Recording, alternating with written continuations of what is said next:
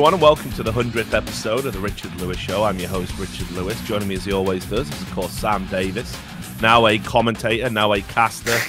Thinks, doesn't even turn up for work anymore. He's just been in fucking Abu Dhabi. We're going to talk about that in a second. But the first thing I want to say is, everybody was, expecting this show to be special because it's the 100th episode. And, we ain't got nothing, bro. We ain't got no. Didn't change the fucking overlay. Here's what's special about it. I'm fucking on UK time still. I'm back in the US and I'm on UK time. I woke up with a fucking spring in my step. I was up at 4:30, 5 o'clock. Got up, had some fucking breakfast, mate. It was like being a functional adult. Took out the trash, cleaned the kitchen. For one day, I got to be a real boy. It's like the fucking end of AI. You ever seen the film AI? No, I don't think so. AI, I'm going to spoil the fuck out of this movie. AI's the fucking, it was the one that Kubrick was doing, and then Kubrick fucking died, so fucking Spielberg took over it and completely fucked the fucking film up. So anyway, basically what happens is it's about this robotic kid. It starts out really good, by the fucking way. The Kubrick bit is brilliant. So it's this, we live in a time where there's fucking robots, right? And these parents that can't have a real kid because they're all insides are all fucked up or whatever. They get a robot kid, and it's played Seems by reasonable. Yeah, why not? No, it's played by the it's played by the kid who was in The Sixth Sense. Oh, Haley Joel Osment. I don't even know what he's doing now. Whatever, fuck it, right? So it's him, and basically what happens is the parents with the gimped up insides, they get de-gimped. They get de-gimped, right? And yeah, they have a de-gimp, and they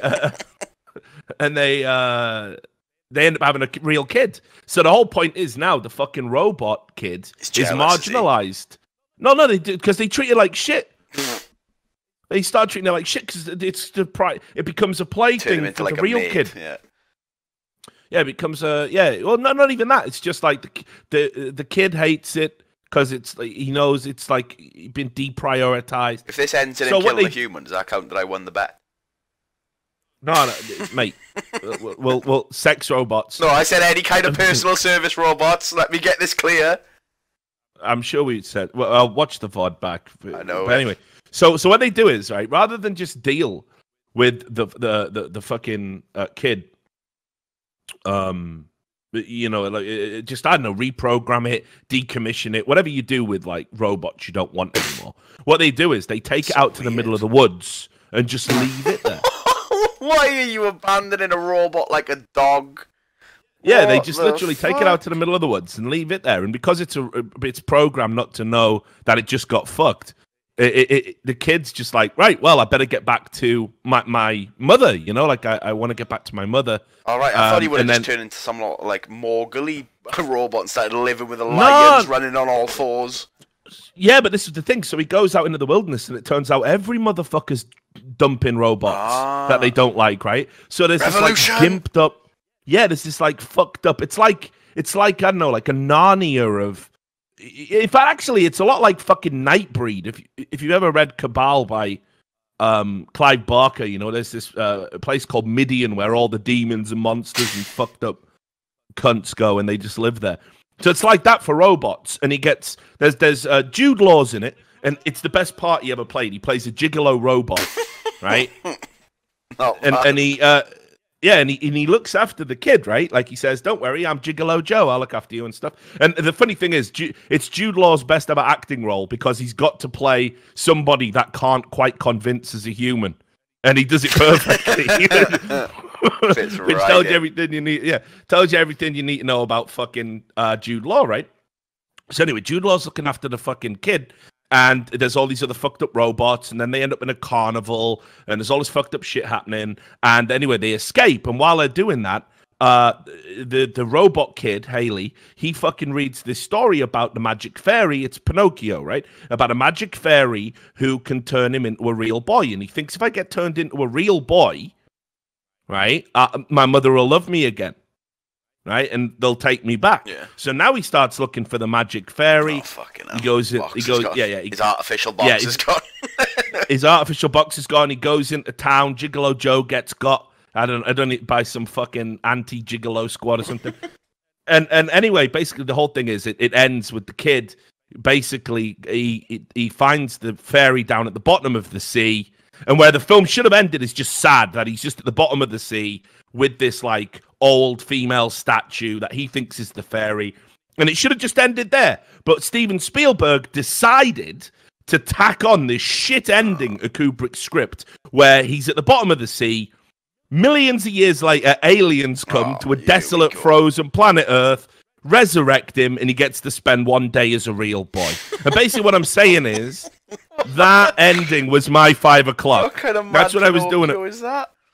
Yeah, Mad Pinocchio, innit? That's what I was doing at 5, basically.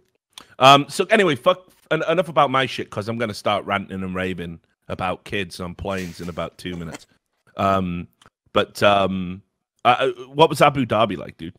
It's alright. I haven't really got that many interesting stories, to be honest, but because I think I did a bit too much daily mailing before I left. Read too many scare stories, so I was shook most of the time there. But like, it was sick. Like, everyone was really nice. Didn't have like one even awkward encounter. Fucking but I mean, nice and warm, private beach, obviously, mate. Obviously, you dialed down your Sam levels like, to fucking you dialed even them when we were drinking. all the way I was drinking like after we wrapped, and I was like, I had three. Yeah, but we were in like a little licensed area, mate. Trust me, I stuck to all the rules and regulations. I paid the tour and some tax.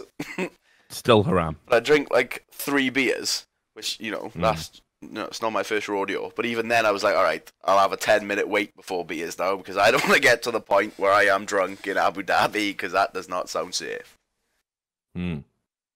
Yeah, I mean, it probably didn't help, because wasn't there a court case? Let me see if I can find this. Is this with a man touching someone's hip? That's always the classic one. Let me find it for you. It was so here it is. This is from October. I'll just to keep it, in line with scare stories. I'll give you the Sun. Nice. The Sun. So yeah, Brit, 27, faces 3 years in a Dubai jail for public indecency after accidentally bumping into a man in a bar. Yeah, the thing is, though, right, what I realised when I read all these, there's usually an underlying story of where they started to be unreasonable. Now, unreasonable is a different description there than it is here, but like, it's usually starts with someone being drunk and disorderly in a bar. I mean, in this case, though, is that what happened? I don't know. I'm just saying that before I read it. We'll find out. Good. He says he was having a drink with friends at the Rock Bottom Bar. I mean, you see, mate? You see what I mean? No. Hang on. Popular venue for young people. There's a picture of him just being eaten by a fake crocodile. There. Yeah, exactly. Now, if you substitute that crocodile head for just a pair of dicks, that's what's happening to him in prison right now. Anyway, Jamie and his friend had bought their first drink, and he placed his hand on the hip of a man to ensure they didn't bump and spill their drinks. Police turned up and arrested Jamie, who says he was jailed with no idea of the charge, and the prosecutor said it was public indecency. So, yeah, I don't know. I'm just saying, Sam. Well, it was sound for me, mate. I'll put it that way. Yeah, but again, because you weren't you. Yeah, and I was there for like Formula 1 as well, which obviously they're not just going to be straight arresting everyone at Formula 1 for being unreasonable. Well, you might. You never know. That wouldn't be great for the tourism board, would it, mate? Everyone at Formula 1 gets arrested for drinking beer.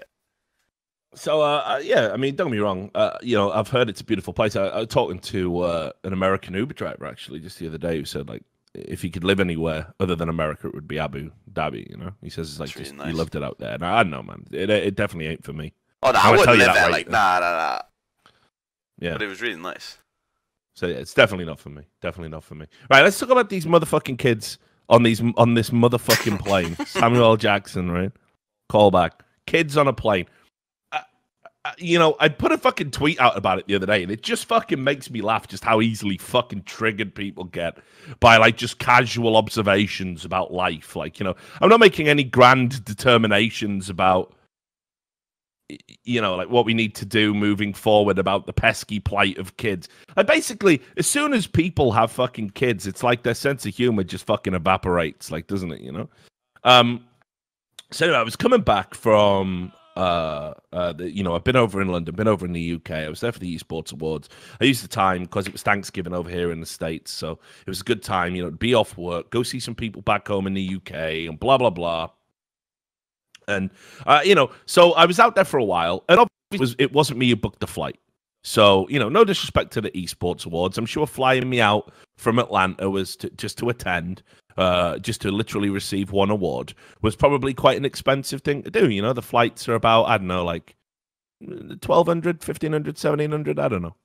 So, you know, obviously they put me on coach, right? Which is fine. But like usually if I'm doing work and somebody puts me on coach, I just immediately upgrade to business.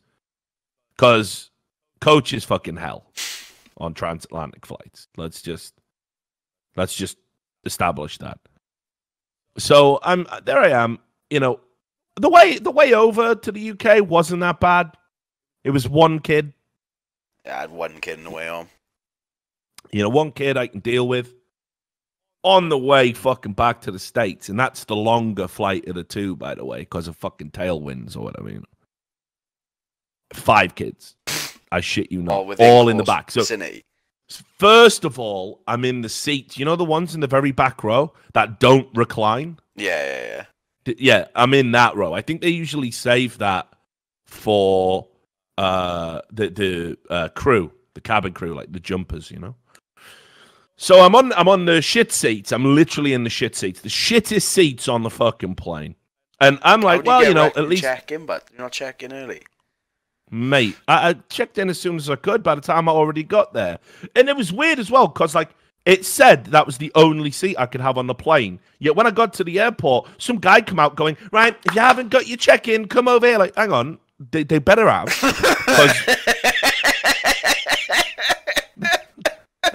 They better have the fucking check-in. Thank you. Because you told me I had no fucking options, mate. You told me I had no fucking options. So how the fuck does that work? How does that work, you cunt? So I was already stewing. Right, brilliant, yeah. So getting to the fucking cheap seats. Took an hour to board this fucking plane. It was unreal. It was like a Chinese fire drill. It was fucking insane. You know what I mean? Like just so many people not knowing what they were doing, running around, panicking. I've spent so much time in airports in the last month. I'm just pure angry on public transport all the time now. But people just stop when everyone's walking. I love that when they just stood still, just look at my phone for a sec. Yeah, no, I'll keep walking. Yeah, fucking sound, mate. Don't let me hold up your day, you little rat human hybrid. So I get on the plane. And I sit down, and in fact, while I was queuing, I could just see that this was just fucking Brattsville. It was just, you know, these kids squirming like all over there, like, you know, something out of Stranger Things, like just crawling over the fucking parents. Like, just, oh, come on, you know. And here's the thing as well. Like, I just want to say this, like. You know, I'm going to get into it in a bit more detail, but like when you see a kid just going ham like that and you look over at the parent, like at least try and control the kid, do something. They're just fucking dead inside. They're just fucking dead inside. I just think, what are you even doing out the house? Anyway, why are you even here? Why are you even fucking out of the house? Right? Like, just, you're dead inside. Your kid is a fucking twat.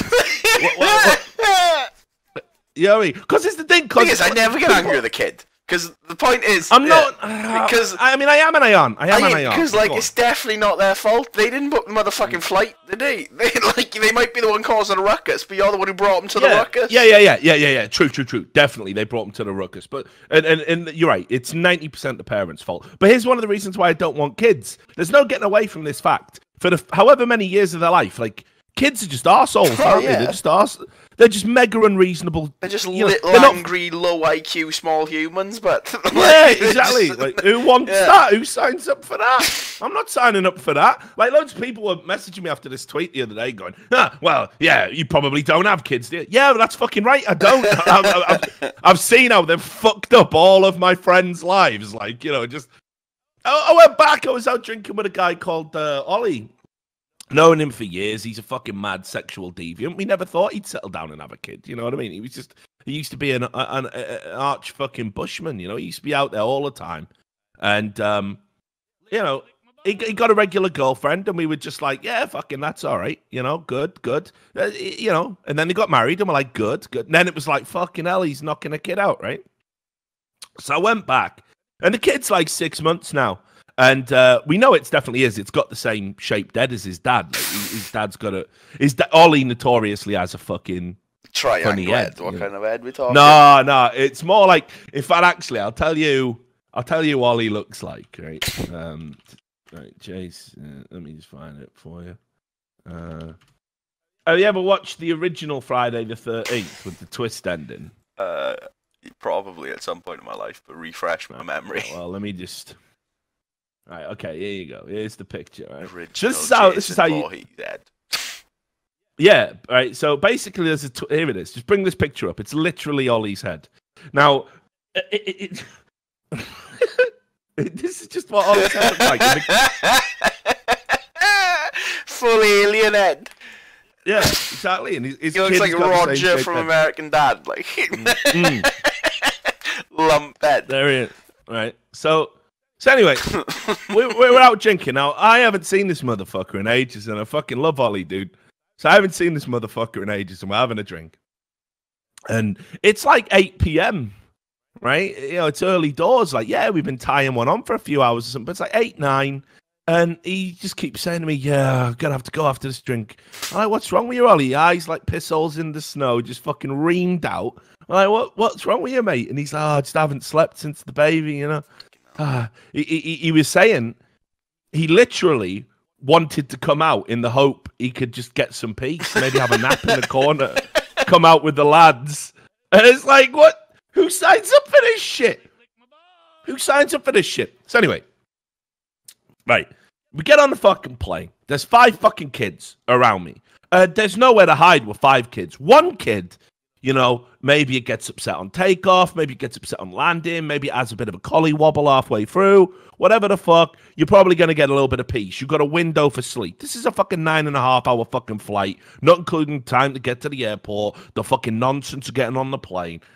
You know, so... I'm like, okay, one kid, I'll do that. I'll never tweet about one kid. 5 fucking kids, and it's just a symphony of shit. Just like barking dogs all setting each other off. Yeah, they're not even crying, Sam. One was just like, just screeching like a fucking liberal, right? It was just unreal. Like, yeah, but I'm like, all right, when you set the tone, that level of screeching, right? Then it's got to tire itself out. It's got to fucking tire itself out. This kid had just limitless stamina. Get this kid. This kid should be a fucking yodeler. Mate, get it, mate. Like Pavarotti, like, you know what I mean? Like, set the lungs on this fucking kid. Could be a deep sea diver, opera singer, you fucking name it. But it's just limitless stamina. It should be in the Jamaican sprint team. It's just unreal. Or a you know, Kenyan marathon runner would be like, fucking hell, he's got some endurance, that cunt. He would just kicking chairs, making noise. Yeah, and I'm like, okay, well, you know, at this point, the parents have got to do something about You've got to get involved. He can't keep getting away with it. They got to get involved. They're not involved. Literally, I was just watching this. It was like a cartoon. I'm not even joking, right? The kid is like over here somewhere. It's just booting its mother in the face with its little leg, and she's. Her fucking mechanism's gone. She's not even. She can't do first degree learning anymore. No, she's not even responding. It's just bouncing off. And she's just there, dead, just gone, just fucking gone. So we're all putting up with it on the plane. There was like, honestly, everyone's turning around. You know what it's like. Everyone's turning around. Everyone's pissed off, but no one's saying anything. You know, we had some fucking turbulence. Like, that was the other thing as well. Like, just when it sort of eased off, we had some turbulence. It set the kids off again. And I understand I've got noise cancelling fucking headphones on. And there's no way, even with, I was playing music. I'm like, I'll just see something chill. Just throwing it out with some Black Sabbath. Yeah. Take the edge off. And then, remember, I'm at the back row, right? So every time these little fucking energetic tykes, like when the parents decide, oh, maybe we can tire this fucking kid out a little bit by going for a walk, where do you think they're coming to? It's the back of the motherfucking plane, innit? So I'm just sat there like this. And obviously I'm in coach, you know? And it's just, I'm just sat in coach with my knees up to my fucking chin, right? You know, in the middle row, right? We're fucking, and they're just bringing the kids back. It was like being the fucking Pope. I don't want to see them. I don't want to see your kids, but they're bringing them back. They're bringing them back. Like carrying them over me. I'm like, motherfuck, like, what is this shit? I can imagine your face. Oh, I bet it's the same face you make when we land and you don't like fly in. No, our face, you just look and you just go, and just shake your head. I can just imagine it was. Man, it was just so fucking bad, right? So it doesn't even end there. Like, because here's the thing. Like, look, here's all I want to say about it, right? This is my point, right? Obviously, when I got off the plane, I've never been so grateful to just touch down. And, like, it was like the sort of last ebbs of a panic attack. It was just, right, get me off, just get me off, like, stewing with it. But, you know, look, here's what I'm saying, right? Like, I understand, all right, that, you know, it's not the kid's fault or whatever. That's cool. What I hate is this idea, right? When you have a kid, this is just my philosophy, all right? When you have a kid, your life as you know it is over. It's over. You agreed, you signed up, it's over. You don't get to fly anymore. New rules, you don't get to fly anymore. Because why the fuck should 120 people on a plane who don't have kids be hostage to your shitty parenting? Why is that a reasonable fucking way to live? Why is that a reasonable way to live? People who are tired, got work, got to deal with time zones. Well, like, I got to fucking not be able to sleep on a fucking plane because you want to take your fucking bundle of joy across a vast... No, fuck you. When you have a kid for 16 years, you're out of the fucking game. You're out of the game. That's the new rule. That's the new fucking rule. There's no traveling, right? There's no going out. Here's the thing. I was tweeting this, right? And some guy fucking tweeted at me going, yeah, but what if the kid... What if the parents have to... It's an emergency and a relative's sick and they got to take the kid. I'm like, what's the kid? A fucking doctor? What's the kid going to do? The 2-year-old is bringing nothing to the fucking table except noise and shit. Like, it's just ridiculous. Do you want to know a good place for your screeching kid? Your fucking car. Your fucking car. And if your journey's too far to go, right, and you can't fucking drive from point A to point fucking B, right, because there's water in the way, get a sitter. I don't give a fuck. Find a fucking relative, get a sitter, leave it at fucking home. Why'd you want the kid there if you got to go and fucking hold Grammy's hand while her last fucking heartbeat works its way through a withered shit body? Why? What do you need? 2 years old, doesn't it? What's the urgency? That? Yeah, just leave it. Just fucking leave it. It's just so ridiculous. And then people go, that's a bit selfish of you, Richard. Do you want to know what's fucking selfish? Selfish is thinking everybody else should have to deal with your shitty life choices, right? Like, no, this is legit. Motherfuckers need to hear this.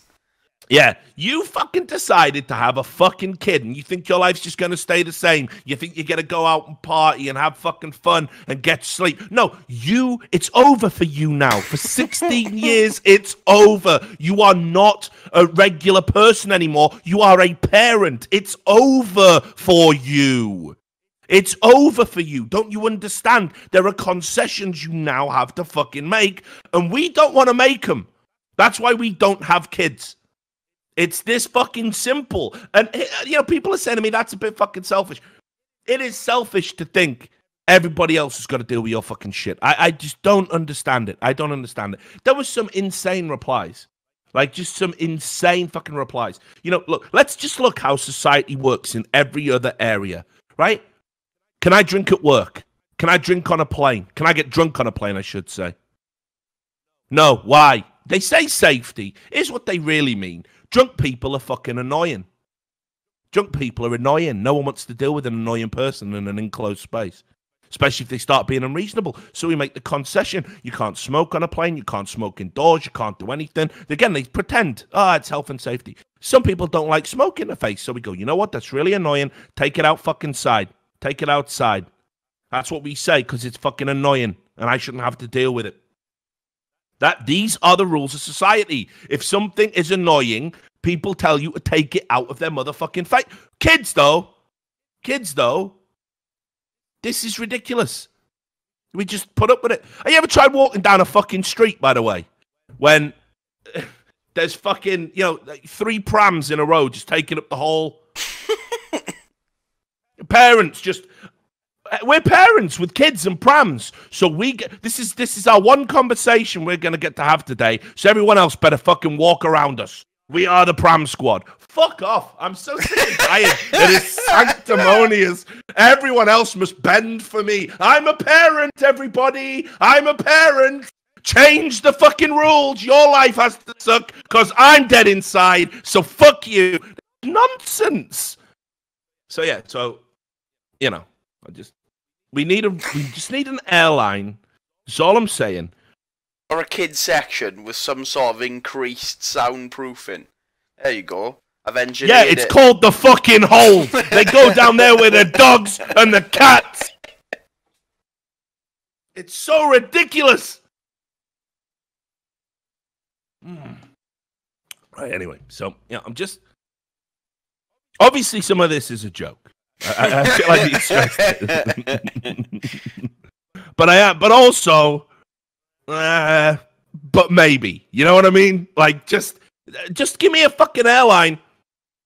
Just give me one fucking airline, all right, that just says we're not gonna have any kids on it. That's it. That's all I fucking want. That's all I want. Just so I know I can make the choice and I can go on there. Have you ever seen pictures of what airplanes used to look like in the 70s? Like suave motherfuckers, like just walking around holding a cocktail, big old fucking armchairs. Now what have we got? You're cooped up in a tiny little space. You can't smoke, you can't drink, you can't talk, you can't do this. Shut the fuck up, watch the in-flight movie with the fucking subtitles that take up half the fucking screen. And it's out of sync and it's garbage and you saw it anyway already. And do you want your complimentary fucking peanuts? Is that all I get on the flight? No. Here's some microwave chicken. Allergies. Yeah, exactly. You're fucking like, where did it get like this?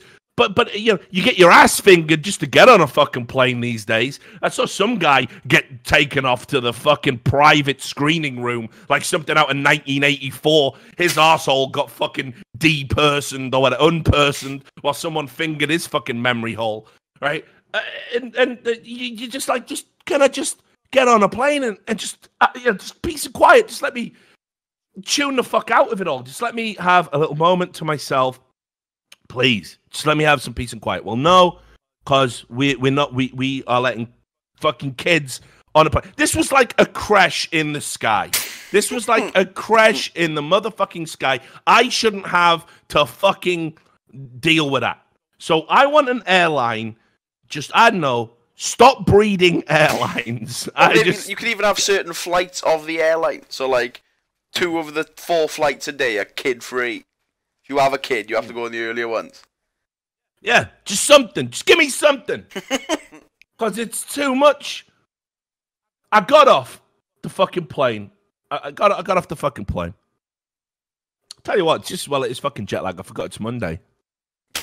Where fucking Larry Leaf blowers outside my fucking window for fucking 30 minutes. Blowing the single leaf. This is a reason. Everyone's just unreasonable.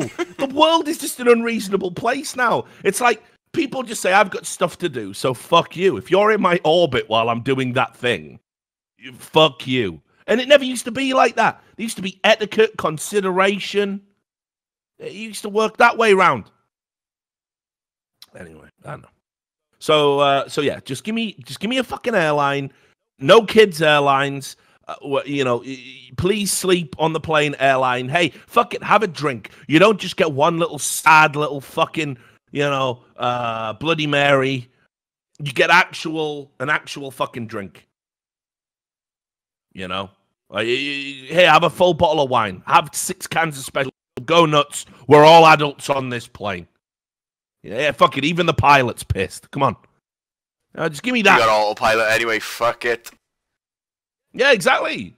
We all know what they do in the cabin. Seen them motherfuckers sleeping up there. No, fuck it, right? So, yeah. And just again, here's the other thing as well. It's one of the things I fucking hate, right? You know how, you used to see, I don't know, edgy comedians when they were in their fucking 20s, and they used to do all this stuff about, yeah, fuck you and your kids, and then they, hit 40, and then they have kids, and they're doing bits about, and what my son says to me, fuck those guys. Fuck those fat, pathetic, fucking sellout hacks. Fuck you all. You're a joke. One of the guys who was replying to me had comedian in his bio, and apparently he's done sellout shows at the Edinburgh Fringe. Not really a big claim to fame, because a man with a laser pen up his ass, can fucking sell out in the Edinburgh Fringe. And I'm like, where's your sense of humor about this? Because obviously this isn't entirely fucking serious. And people just don't even go, you can't joke about kids now that I'm a parent. Fuck you, you fucking sellout. Fuck you. It's pathetic. Grow the fuck up. No one cares about your special bundle of fucking joy besides you. They're not special to anyone else. Science backs this up. You would fucking... Right, this sounds so fucking harsh. But you would just throw your kid away immediately if it wasn't for the scientific, biological, neuro-programming thing that we have. Where it's the sound of your kid crying stirs an emotional response. You're like, oh my God, this is bad. To everyone else, it's just fuck that kid. Fuck that kid. Tape its mouth shut. It's because we don't have that biological connection. So everyone else is, where? If that wasn't there, everyone would be like, oh, fucking no.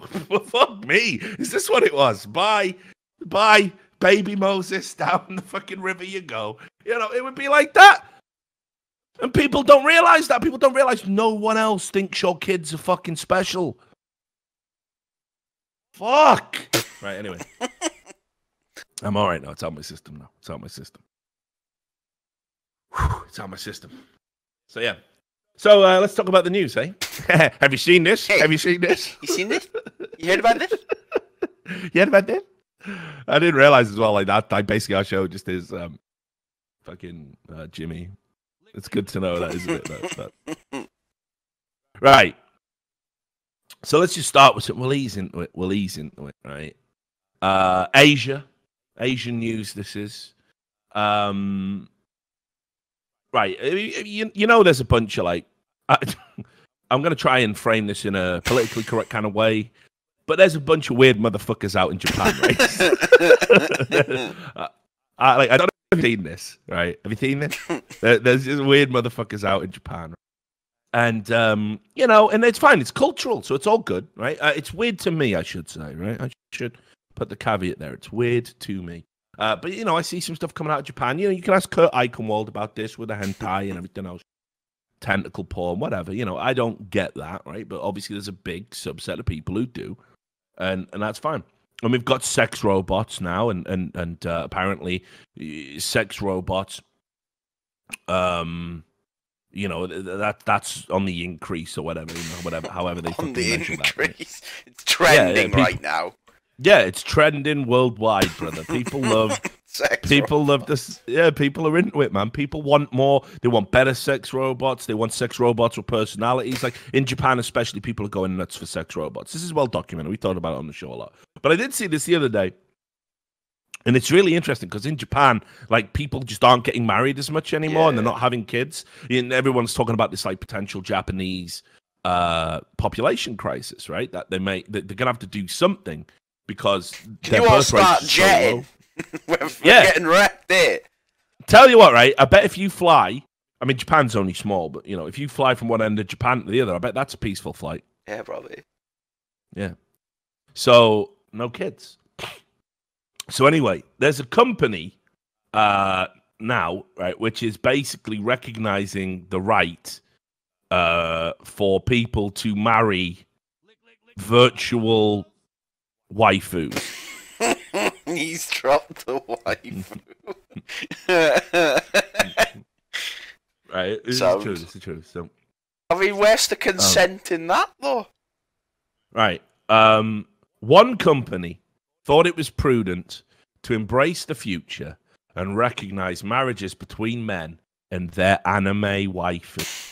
In otaku culture, the term waifu refers to an anime girl whom a fan has taken a specific liking to.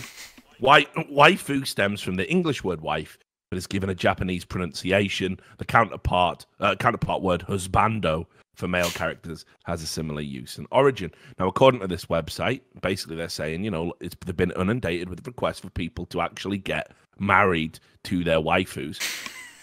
So this company has decided to cater to that, and they will make you a marriage certificate. They will make marriage photographs. What do you mean? This is true, dude. This is true, man. And basically, yeah, they will completely synthesize a wedding to a waifu if you want it. And it costs. I don't know what it costs. It says here there's something as well. Wait, what? No, this is that's something else. That's where you get a stipend. I was getting to that part. So yeah, basically certain fans, if people are doing it for fans, they have like so if you work for the company that does this and you get hired, you get a waifu marriage and a stipend on top of your salary for the wife, the fake wife. But what do you spend the money on for the wife? Well, obviously she doesn't need anything, Sam. She's a cartoon character. Yeah, that's my point. So they just give you $60 on top of your salary. Yeah. Alright, not bad. I'll take it. No, but that's what I mean. It's interesting. You know, we always talk about, oh, you've got to get married for the tax breaks. Well, in Japan, if you marry a virtual cartoon woman and you happen to work for this company, you will actually get, you know, an additional $60 a month or whatever. So, you know, I'm just saying, probably someone should have a word with Japan about this. Like, maybe, yeah, I'm just saying, stop marrying cartoons and sex robots. Wait, there's another story in this as well. I think we might have to read. It's called "The Woman Who Married a Train Station." We gotta have a look at that, man. Yeah, go on. You bring it up then. Where is it? Woman who married a train station. Is this a fucking Saturday website? This can't be. Where is it? Where is it? There it is. A woman who married a train station. Oh my god, look at the fucking state of her. I mean... She's got a onesie on there. Mate, the train station's already cheating on her. You know, she is so bad. Like, what is this? Oh, Last Christmas, a woman from San Diego, California, celebrated her first year anniversary with a train station. According to the Daily Mail, of course. Carol Santa Fe said she fell in love with the Santa Fe train station when she was 9 years old, and they tied the knot in 2015.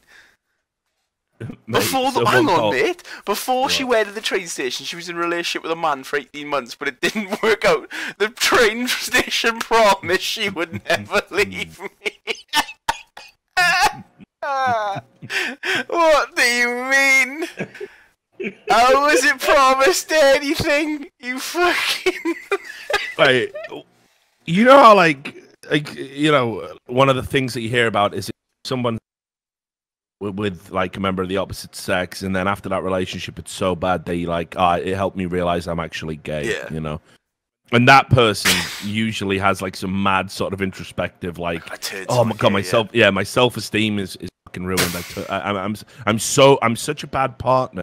I put that other person off. Obviously it's not how it works. Obviously, you know? This is what goes through someone's mind. Yeah, it's what goes through. Imagine if your significant other left you to, you know, go and fucking cheat on you with a... How does that work? I think your mic's How do you deal with that? The leaf blower as well, by the way. Oh, is the leaf blower getting... Only when you talk and it's like stopping your mic from being picked up. Can you hear it? Yeah. Can you hear the leaf blower? Yeah, of course. Mate, this is when he's on the back. This is when he... I forgot. Like I said, I forgot it was. Usually, this is what wakes me up on a Monday. I went through a period of sleeping in the closet. It was so. Now my whole life's just adapted. I just know I'm gonna get wrecked on a Monday. Might have to turn your game or something because it keeps cutting your mic out. Okay. Get on that mixer, boy. All right. Too loud. No, I don't know. It's hard to tell with a leaf blower. Right, it's hard. Just it'll be gone. It'll be gone. It'll be gone soon. You know, it's just a reasonable thing that people do. So anyway, right. So that's what's going on. People marrying inanimate objects. I saw this best headline of all time. I think. Right. So some people might not know what this is, but you know what Greg's is. Oh yeah, right? Of course, man. Right. Right, yeah, for sure. So for people who don't know what Greg's is like a sort of wholesale bakers.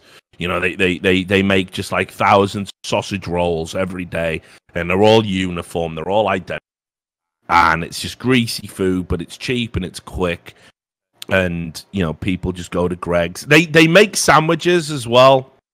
They got a banging one, Mexican Bandit in Greg's is paying. No, they do these curry slices that are real nice. Yeah, those ain't bad. I can't remember what they're called, but yeah. Sausage, bean, and anyway, cheese melt is the boy. Let me tell you, the pastry is great. Yeah. The baked stuff is it's pretty good for the price. It's pretty good. It's definitely not healthy for you, but it's pretty good. So anyway, the where Greg's fuck you, I mean, where they literally bend you over and fuck you, is with their sandwiches, because the sandwiches never have filling. What they do is they take the bread, they close the sandwich, they sprinkle the filling on the lips, right? And you think, fucking hell, look at that sandwich, it's bursting with filling, and then you bite into it, bread. It's bread, mate. I'm telling you now, I know for a fact that is like literally they have a manual which they give to all their workers, like how to fuck people over on the sandwich deal. And there's motherfuckers in the chat who are like going, oh yeah, they totally front load them. Yeah, front loading is now, there's a term. He probably works at Greg's. But yeah, anyway, so the lips of the sandwich, their sandwiches are it's a betrayal of trust, basically. Greg's sandwich, it's a betrayal of trust. But anyway, so Greg's, that's who Greg's are.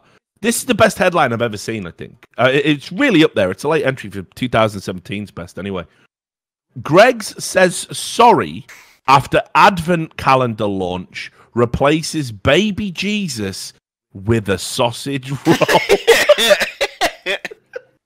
That's fire, mate. No, but just look at it, though. Look at the gallery. Look at Jesus. Someone's had a bite out of Jesus. Not even fresh. Someone's had a bite out of him, but Santa again stuck into a sausage roll. Looking fucking menacing for some reason. Oh, well, these the other ones. I haven't looked at it. Oh yeah, he's got crumbs in his beard. Yeah, menacing. Something a bit homoerotic about that. That's what I mean. Yeah. For like contact when he's holding the sausage roll is a bit weird. Like, calm it down, Santa. Yeah.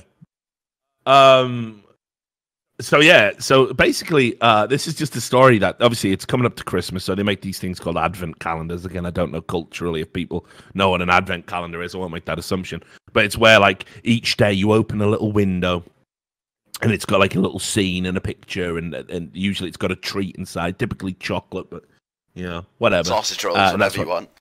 yeah, whatever. And because Greg's made baby Jesus into a sausage roll, they had to issue an apology because obviously it was deemed to be blasphemous, you know. So you can see here that there's basically one of these godbotherers called Simon Richards, the CEO of the Freedom Association. Not that you're free. Yeah, exactly. The irony, right? Like, I'm the CEO of the Freedom Association. Stop doing that. Yeah, you're all about freedom of expression then? No, not that. Sorry, I'm just keeping one eye on the peaking. It's been read a lot lately. I don't want the sound of leaf blower's gone. No, sounds all right. Yeah, leaf blower's gone. I told you he was fine. It was only 30 minutes of leaf blowing. But yeah, I'm the CEO of the Freedom Association. Freedom of expression? No, absolutely not. Absolutely not. We're not about that. So anyway, he wants a public protest, and there's a quote here where he goes, "Please boycott Greg's official to protest against its sick anti-Christian Advent calendar." Calm down. What cowards these people are!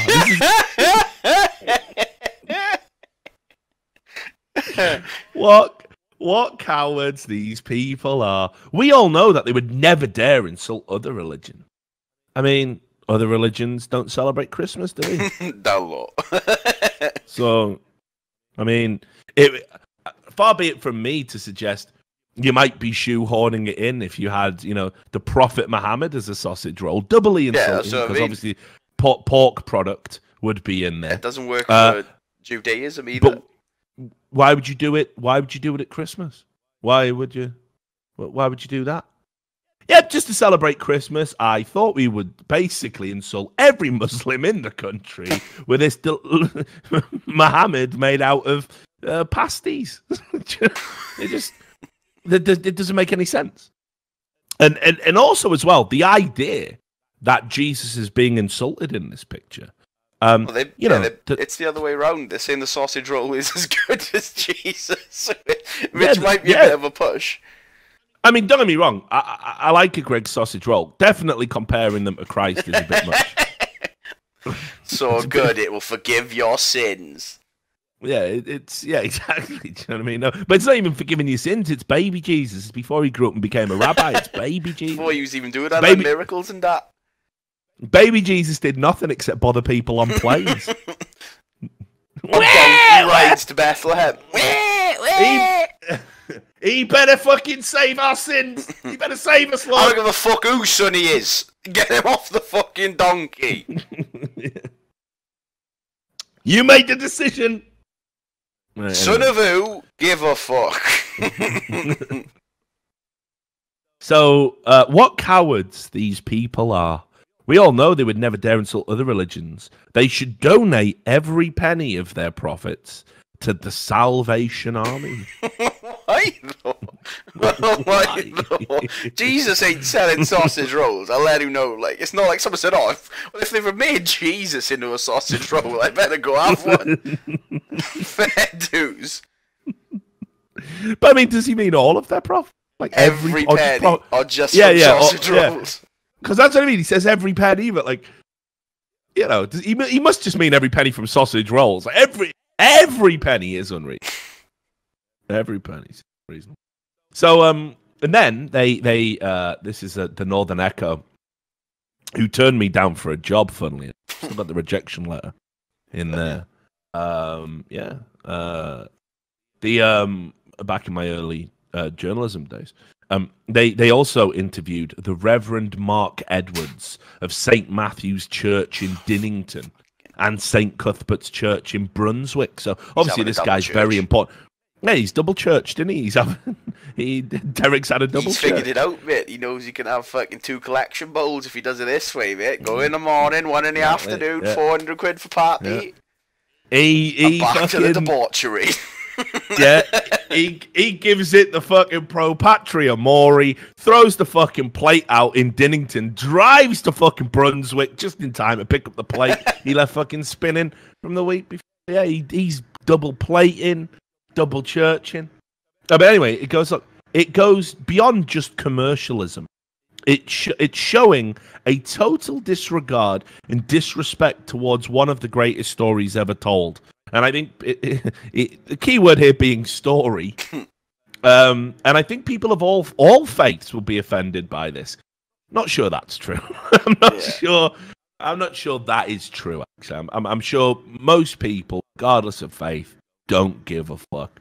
And then it goes, as a result of complaints, a Greg spokeswoman told the Northern Echo, "We're really sorry to have caused any offence.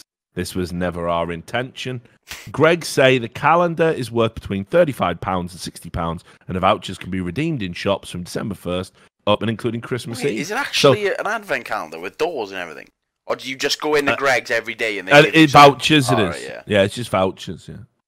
So it's interesting how they shoehorned an advert on the end as well. We're very sorry. You can purchase it for £35 and £60. Yeah. We're incredibly sorry about our delicious sausage rolls, which are available so there you have it. I thought, come on, Jesus is a fucking sausage roll. Come on, it's not that bad, is it? Baby Jesus. If any fictional figure can be a sausage roll, it's baby Jesus. So there's another thing. Bad news, Sam. Your favorite subreddit got banned. What is that? Go on, tell me. Which one, indeed, Sam? You may have heard the term incel before. You ever heard that? Incel? You know what an incel is, don't you? I think so. Someone who is involuntary celibate. Oh, is it? Okay. Just someone who hasn't had a jet. Yeah, well, and they can't get a jet. So what they do is they double down on their inability to get a jet. Just said didn't want one anyway. Yeah, didn't want a jet anyway. I hate women. Why don't women like fat, ugly men, basically, is the whole... So they banned it, right? Because I don't know if you ever saw any of the posts, but it was unreal. I mean, I was amazed, actually, that they just let it up there. It was way worse than, like fat people hate and stuff. Because, there was, like, fucking... why people deserve to be raped in it and all. It was mental. Fucking it was like hell. Yeah, these people... Just because you're gross and ugly and no one's chatting you. Maybe it's because you hate them so much. Yeah. What the fuck? Some of the comments on there were just ridiculous. And I think... I think what basically tipped it over was that somebody made a post. One user made a post. This is how mental this subreddit is, right? So a user made this post, right, which said, general question how rapists get caught. And it said, I'm female, and I'm going out drinking with my girlfriends tonight. We were talking about awful rape stories we've heard, and I'm curious about how it's possible to catch a rapist if you don't know who he is. Let's say, this is so insane. Let's say I get drugged by a random guy I've never met, raped while I'm unconscious and left alone in the woods. How would I even start searching for someone like this? Edit, I'm in California. And somebody replied saying, there's forensics. They have this thing called a rape kit. This is, how they do it, And then they looked at the user's post history, and it was clearly a guy. And it was a guy pretending to be a woman asking basically how a rapist could escape with rape. Yeah. So, I mean, look, I'll go one further here. I hope Reddit were compelled legally to basically give that person's, details to the police. Because that's fucking you don't protect that anonymously, dear. You don't protect that anonymously. This person is obviously a fucking anybody who ever sits down and just starts. Wonder how people get away with rape. Actually, right? It's over. Why does that need to be in your fucking knowledge? Yeah. You need to be in a fucking institution away from everybody else. And it's just this idea as well, just to pass it off as typical, just girls on a night out. What are we going to talk about? Oh, I wonder how to get away with rape. Said no woman ever in the history of the world, right?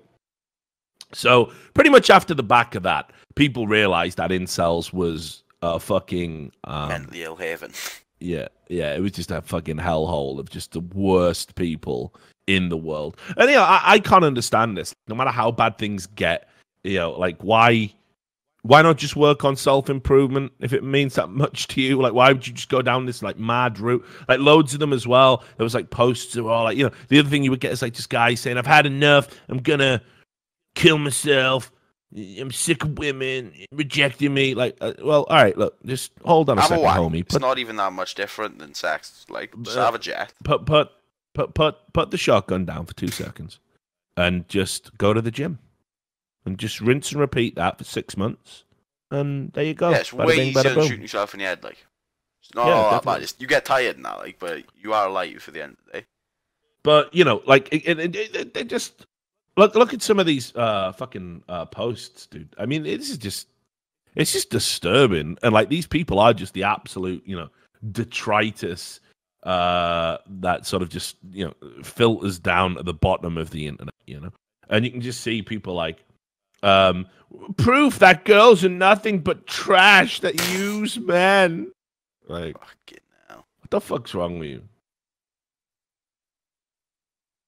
Just so pathetic. And I was, like I say, I was amazed it went on for as long as it did. And they finally had enough because it was getting to a stage where literally people were discussing how to fucking rape people and stuff. And they were like, you know what? Got to get rid of that. Like, that turns out that's not really what we want on our subreddit. And I find it interesting.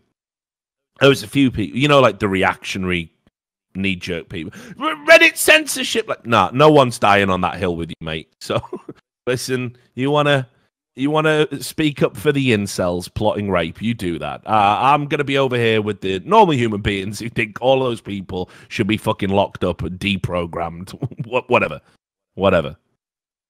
So, just ridiculous. But, you know, good riddance to them all. Absolute fucking mentally ill cunts. Everybody who ever posted in that. Chads. As in, like, a guy called Chad is supposed to be. Yeah, you know, Chad is like alpha guy, basically. Yeah, is that just, you're a Chad? Just the name, or just Chad? That's like a stand for anything. Yeah, Hey, Chad. So yeah, good riddance to bad fucking rubbish. And as I said, if Reddit basically said, yeah, just this once, we're going to give away all their details to the police. Yeah, all right then. I'm all right with it. We didn't talk about Louis C.K. while we're kind of talking about incels, and, you know, and people with worrying attitudes. I think this was a tough one for a lot of people, right? Because everyone likes Louis, and he kind of like projected that he was like a feminist. You know, he used to do it a lot in his fucking stand-up bits, you know. Talking, you know, about the various reasons why women were better than men.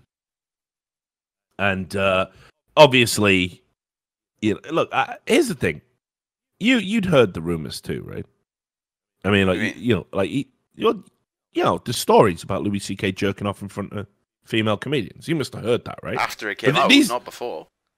No, I'm talking about before. This shit goes back to like 2005 or something retarded. Like, I mean, I'd heard the stories like circulating around on the internet. I remember reading like a magazine or something, published an article with like the anonymous allegations in it. Like, and it was just, I don't know, everybody, because it was like Louis C.K. and he was a good guy, and, you know, he goes on, or allegedly a good guy, and he goes on and he does all this like late night TV stuff, and he does these sets, and he's like, you know, was the sort of most successful comedian in America, if not the world, for a sort of period of time.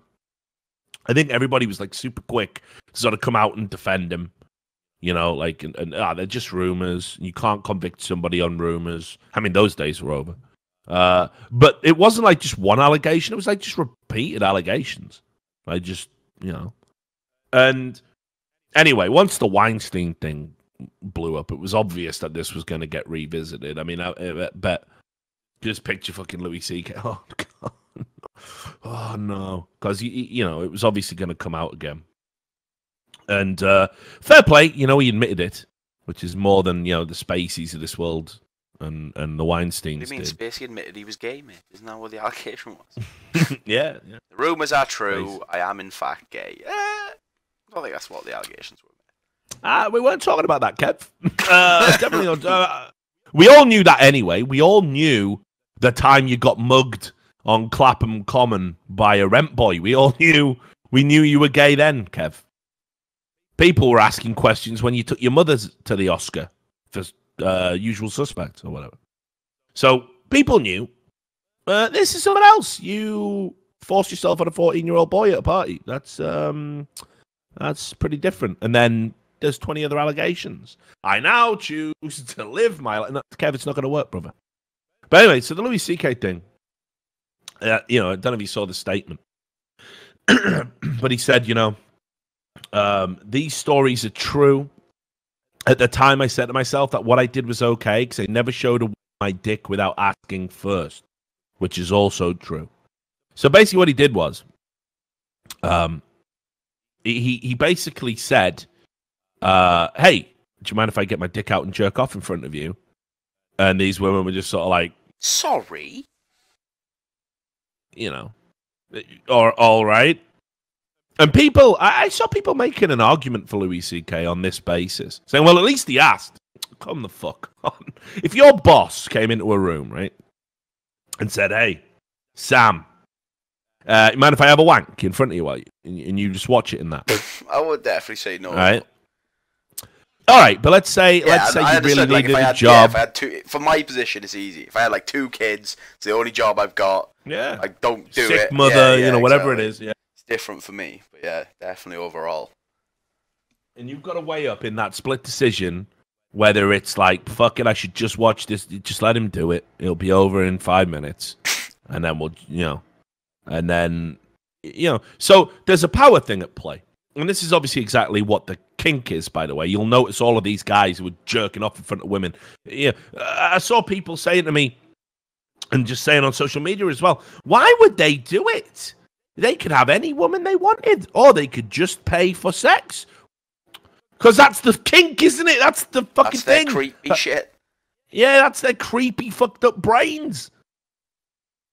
Yeah. That's what they get off on.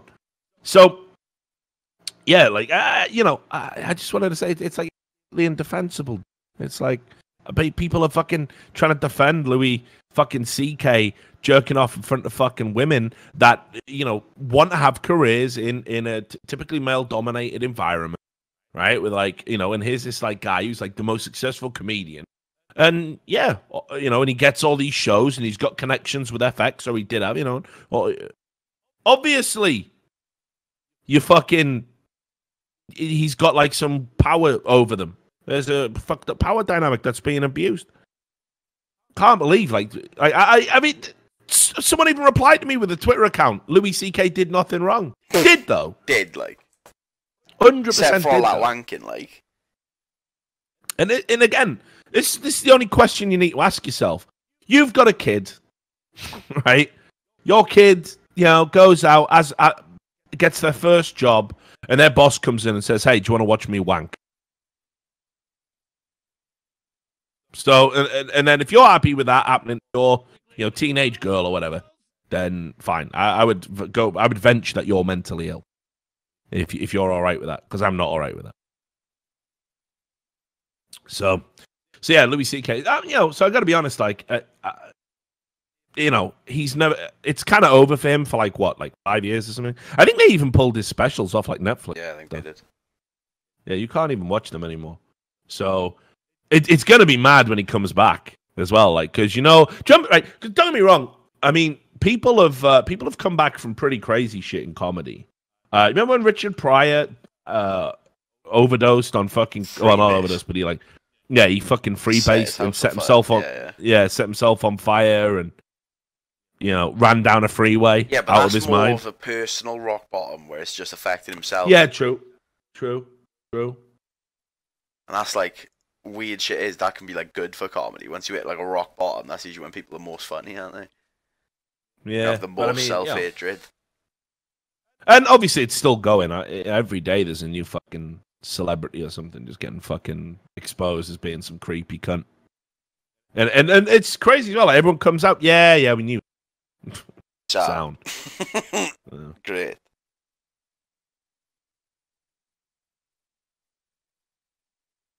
Right, so let's have a look at some more news stories. I just thought we'd shoehorn Louis C.K. in there. Oh, here we go. This will cheer you up. This will lighten the mood. We'll move away from incels and Louis C.K.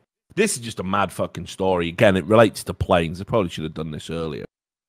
But what the fuck is going on here, right? Just have a look at this headline. Plane forced to land in India when passenger discovers husband is cheating on her. Right? Now get this, though. It's Qatar Airways, and they had to make an emergency landing because a woman found out that her husband was cheating on her, and they started having a fight in midair. But you know how she found out? So the husband goes to sleep on the plane straight away.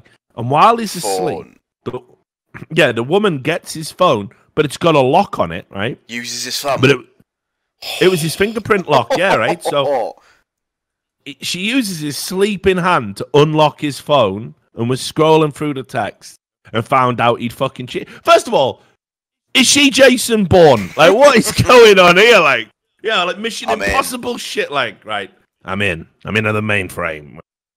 And he's been jetting to someone called Sandra. I knew it. Land the plane. Yeah. And then just to fucking kick off. Right, she's smacking her husband around. Then crew members came over and tried to calm her down. She started smacking the crew members around. Fucking universal digs. Yeah, mate, she was windmilling like a fucking champ. Laying people out in 3 different countries in the same fight.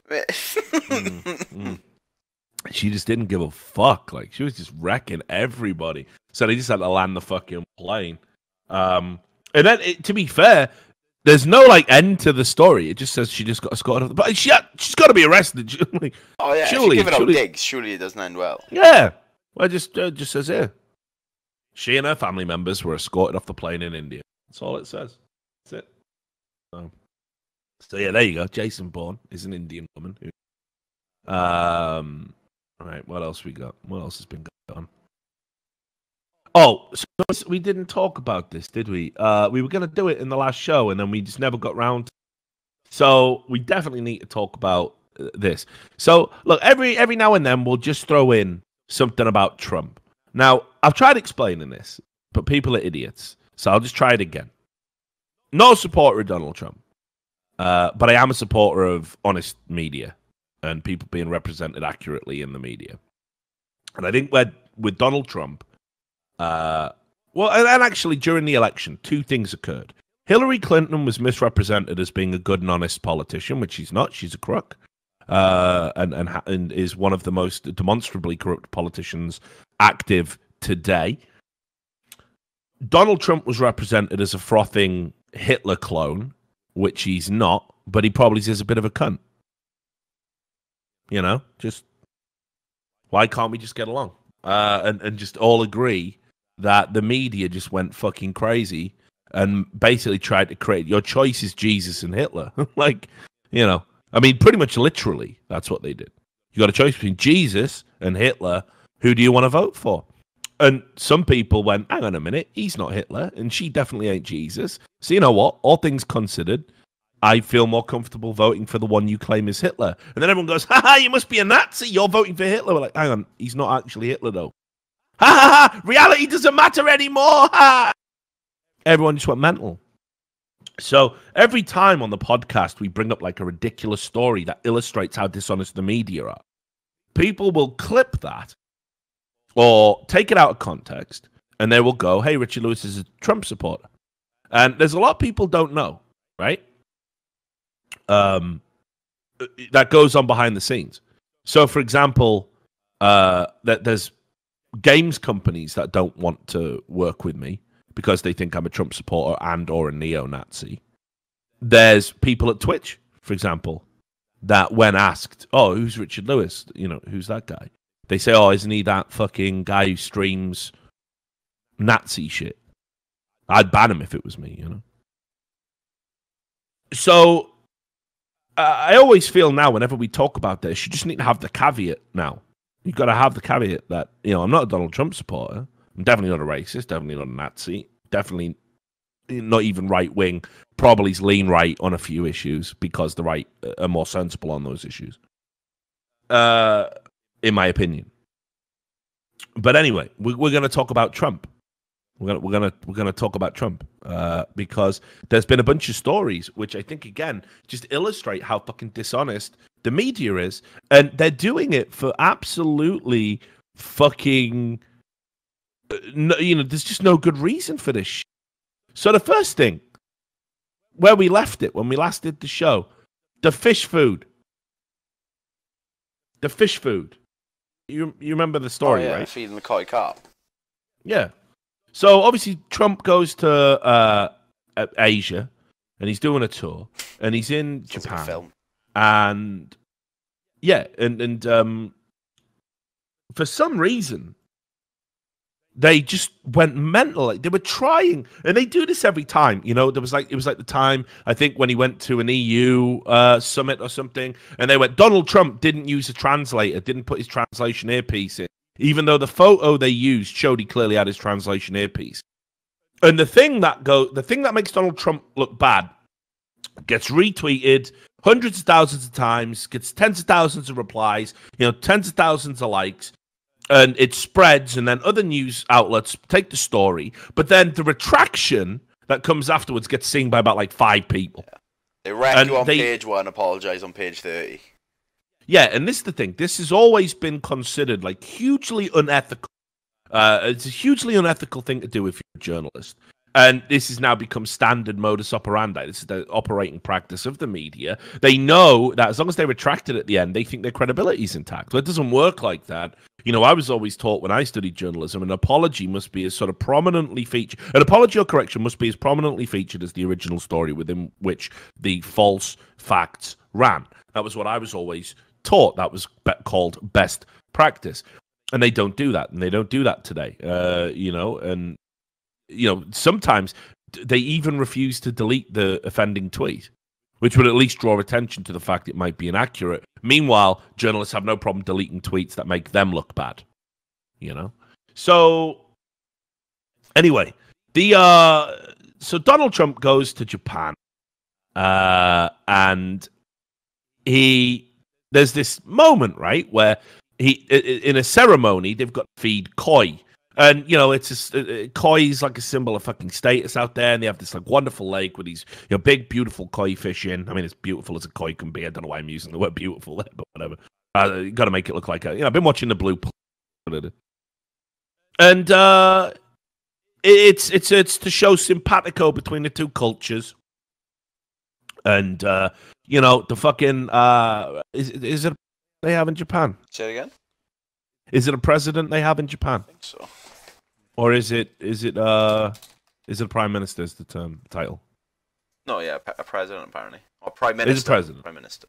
No, it is a prime minister, right? Yeah. Yeah. So, well, Google's telling me prime minister. Right. So the prime minister of Japan puts his food in, right, and then Donald Trump puts his food in, and the media selectively edited this video to make it look that Donald Trump. Like that, they implied that the Japanese prime minister was like Shinzo Abe or whatever.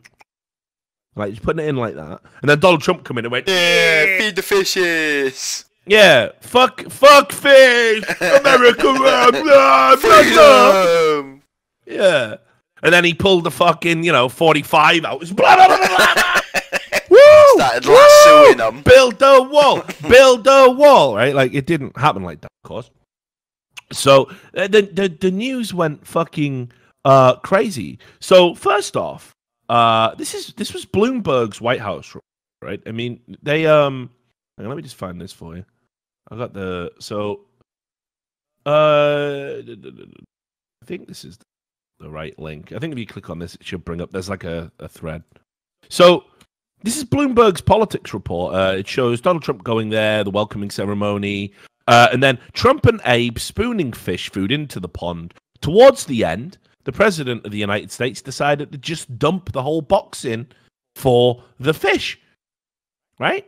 And you're like, well, that's a bit unreasonable. So then Jezebel, they're a known, they're a good publication, aren't they? We all love a bit of Jezebel. They went a bit more partisan, as to be expected. They used a picture of Donald Trump doing it and said, big stupid baby, right, dumps a load of fish food on Japanese koi pond. Still not deleted, of course. Yep, still there. These are all still there. CNBC did it, but they did delete their tweet. They said Trump and Japanese Prime Minister Shinzo Abe were scheduled to feed koi spoonfuls of food until Donald Trump poured his entire box of fish food into the pond. The Guardian also reported that it was incorrect. And, it just spread. The Independent did it as well, like saying, Donald Trump shows no what was it, like no courtesy to Japanese culture by ditching fish food. Right. So here's the thing: slight problem with this story, because I mean, first of all, let's say it was true, which it ain't, but let's say it was. Why is the media like? Why do they think everything he does that's slightly inelegant or non-statesman-like? Why do they think that's a gotcha moment? Like, so what if he did? You know, he just went like that and went, yeah, wicked. It would look a bit uncouth. It wouldn't be very statesman-like. Obama would never have done it that way. But so what if he did? How's it a gotcha moment? Surely this is the end for Donald Trump now. It's not. It's not fucking Watergate, is it? You dumb fucking retards. It's not Watergate, is it? You haven't caught him out doing anything illegal or criminal. Why would this be mass reported? And it was. This was front page news. This was as stupid as the 2 scoops of ice cream story. You remember that one? Yeah. Where the media literally blasted it everywhere. Donald Trump gets 2 scoops of White House ice cream where everyone else gets 1. I mean, about the fact he's the motherfucking president. Yeah. Surely he gets a big piece of chicken and 2 scoops. I think he's entitled to it now. Yeah, 100% entitled to fucking 2 scoops. 100% entitled to fucking 2 scoops if you're the fucking president. I mean, Bill Clinton was straight getting fucking blowjobs, putting cigars where cigars don't belong, and jetting on people's dresses, and then lying to fucking everyone about it, like lying under oath. But that was fine. But these 2 scoops of ice cream bullshit's too far. So they did it again with this koi shit. Now I'm going to show you the video, right? And, right? So let me just find it for you. Actually, I thought I had it, but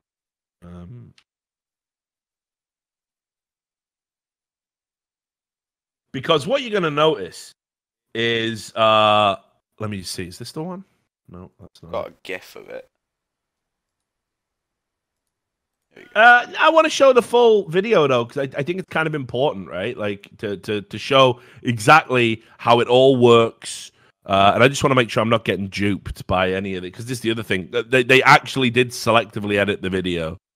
That's the madness of it. I got it. It shows them both throwing it in. Yeah, so here we go. I've got one for CBS News.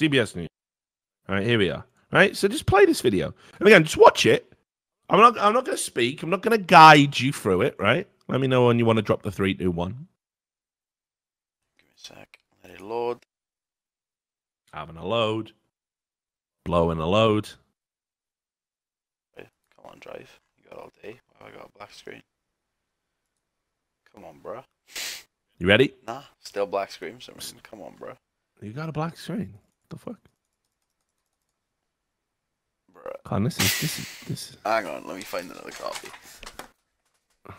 Oh, fuck CBS then. Fucking CBS. Trump, koi pond. All right, I'll find another one. I got it. All right, okay, go on. Right, give me a link. Let me double check this isn't the edited one, because it is by the guard. Yeah, that's what I'm saying, because they cut out bits of it. Like, some videos just showed Donald Trump doing it. Oh, yeah, this one did as well. Oh, no, it didn't. Yeah, it does. Oh, no, it doesn't. Okay, I was going to say, fucking hell, as if they've actually had a dupe. No, this one shows it all. Right. So just, fuck it, just run it then. Just run it. I'll just sit back and you just let me know when it's over. Right. But basically, you know, it's so clear that the Japanese Prime Minister does it first. And Donald Trump is even looking over and deliberately mirroring the behavior, right, of the Prime Minister to make sure he doesn't make a cultural faux pas. And it's all very genial and all very friendly. And people are having a good time and everyone's smiling and laughing. And there's no hostility. And nobody has got any issues with the way that the situation was happening. And yet they're trying to retcon this like fucking Star Wars. Like Greedo shot first, you know? Like, it's so ridiculous that they would fucking, you know, just try and falsely portray this. So here's why I'm bringing this up. So first of all, you know, this is why people just don't trust the mainstream media, because if you're willing to tip your hand and show your bias on something as innocuous on this, What are you going to do about something that might be a bit more nuanced and important? Obviously, you're going to go all in on the Trump is fucking Hitler bullshit. So I was obviously in the UK for Thanksgiving. And did you see what happened about this fucking pecan pie?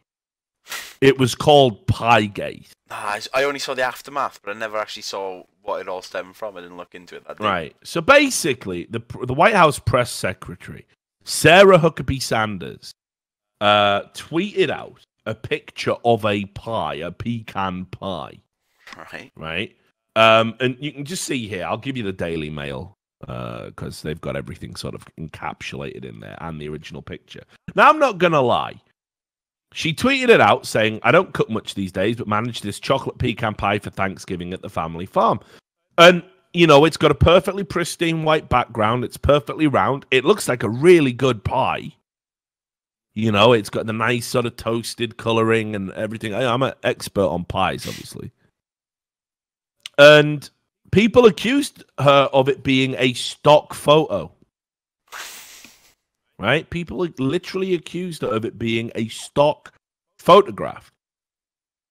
And loads of people were replying, saying like, it's, you know, it's fake. And people were replying with, yeah, and this is my car. And it would be like a picture of a transformer and all this other stuff. And there was like, you know, 13, you can see, like 1,500 retweets, 13,000 likes. There was like hundreds of replies, like 3,000 replies to the tweet.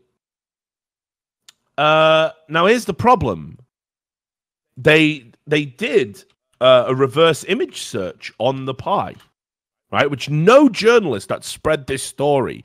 And again, what does this fucking matter at all? Even if she used a stock image of a pie to show that she'd cooked the pie, what is the problem here? How is this indicative of fucking dishonesty in the White House, right? But anyway, so they did a reverse image search on the pie, and I think it was Gizmodo or so discovered basically that it wasn't that image had never been posted to the internet before. So if it was stock art, it's never been put on the internet, which kind of is impossible if it was stock art, right? But people literally were going mad about this. It trended on Twitter. It was at the top, like fucking Piegate. You know, the White House press secretary's lying about a pie. Like, fuck, what is going on here?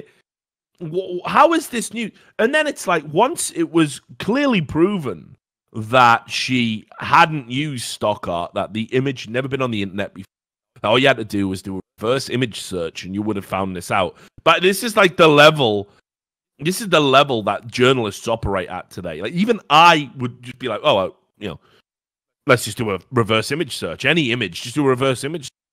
And journalists don't even know how to do that. That's their skill that they're at. So after they got fucking embarrassed and it got fucking, you know, exposed that they were lying, what do you think the press do? Do you think they come out and they reflect and say, oh, the you know, we're perhaps a bit too quick to go after this administration for silly things? Do you think they arrive at that conclusion? Nah. Nope. Here's the conclusion they arrive at, mate.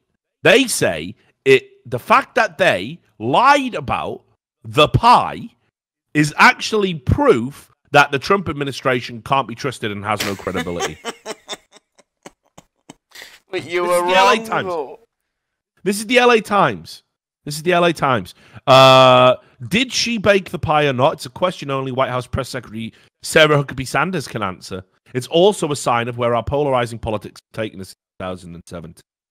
And basically the sort of main thrust of this is that, you know, people don't trust the Trump administration even on little things. And it's like, you're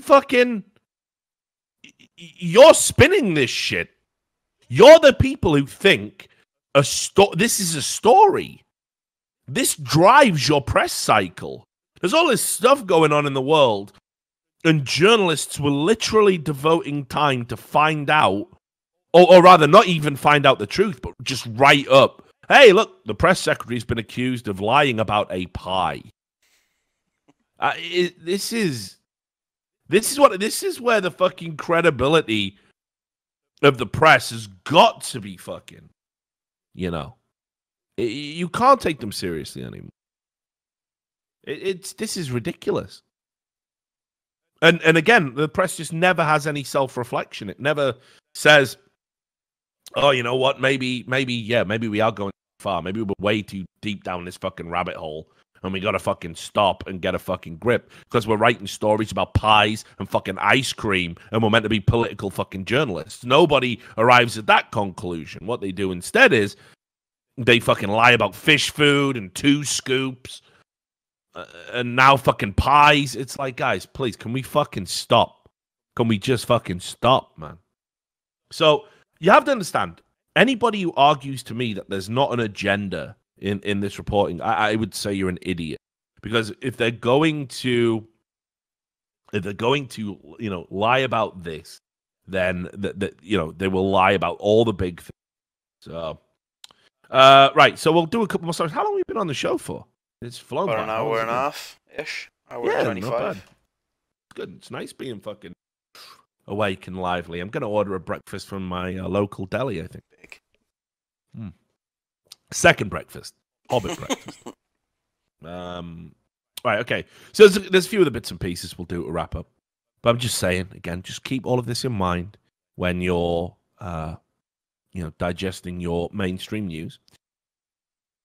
I talked about some crazy headlines. This one is insanity. Again, Daily Mail. This is why I love the Daily Mail. It always covers the hard-hitting best stuff. So, this is the story about a female lawyer, and this started just going around on social media today. I'd never seen the story before. It's quite an old one, but it got tweeted at me the other day, like saying, "What the fuck is this?" And it was a female lawyer who is 3'8" tall. So that's really fucking small. It's quite small, by the way. Yeah. And she called a witness to the stand in a court case. And the guy, as he got called up, the guy started laughing and started singing, "Hi ho, it's off to work we go." Right? Unreasonable. Which that is unreasonable. I mean, he's doing it in court as well. So not reasonable. Yeah. It's quite funny because if you read the write-up of the story, it says here the guy who did it was unable to answer her questions due to his hysterical laughter, pointing at her and singing "Hi ho" from Snow White and the Seven Dwarfs. But just look at the next line after that. No one else joined in. Mate. Well, obviously not, mate. It's a fucking As if he's going to start some sort of sing-along. It's not a football game. Go look. It's not going to work like that, is it? It's a court of law, not the schoolyard. Do you know what I mean? Like, no one else joined in. Like, obviously, they. But anyway, so basically, what she sued him. She sued him for that. I googled around and I couldn't find any follow-ups on the case. Well, can't being unreasonable. Yeah, but exactly. You can't sue someone for bullying you. It is unreasonable as fuck, but I don't think you go to jail for that or pay anyone money, do you? It's not harassment. Is it? Right. Doesn't harassment have to be like sustained? I don't know. But anyway, she's apparently a very good lawyer. Wins all her litigation and stuff. So yeah, I just thought, thought that was a funny little story I got tweeted at. I'd never seen that one before. Right. So what else did we have here? Oh, this was from sport. We don't often talk about sport, right? I forget which team you support. Football. Liverpool. You are a Liverpool fan, right? Well, you're going to like this. This is about Liverpool. You saw the game against Sevilla, I take it. Yeah. The Spanish one, the Spanish team in the Europe. I'm aware. You were 3-0 up. Yeah. Yeah, and then you threw it away and they came back. I'm aware. Well, Yeah, yeah. Well, do you know what happened there? No, I didn't even watch the game. I just watched like highlights. It was when I was away. Oh yeah, fuck the game. They're three. So Sevilla, they're 3-0 down at half time, and they come out and they give this great performance to bring it back to 3-3. Could have won it. You know, they hit the bar, hit the post. You know, it was just a great second half performance. Well, their coach came out and during his fucking halftime team talk, he just told the team, "Yeah, listen, guys, just been diagnosed with cancer." Right? And he's literally. Oh right, I thought that was some mad strat. That's like, if I tell them I'm dying, they'll play better. No. He said, like, I've got prostate cancer. I've just been diagnosed. So you know, there you go. You like basically fucking. Well, you know, is that a good thing to drop? Like, maybe drop it after the game, big man. It's shit in that, but not sure now is the greatest time when we're 3-0 down. Morale was low enough. Yeah. Oh, but see, some people are saying that this is fake news, that it was actually reported before the game. This is how it was reported initially. The story was reported that he told them at halftime. People have probably changed it now and said, no, he never did that.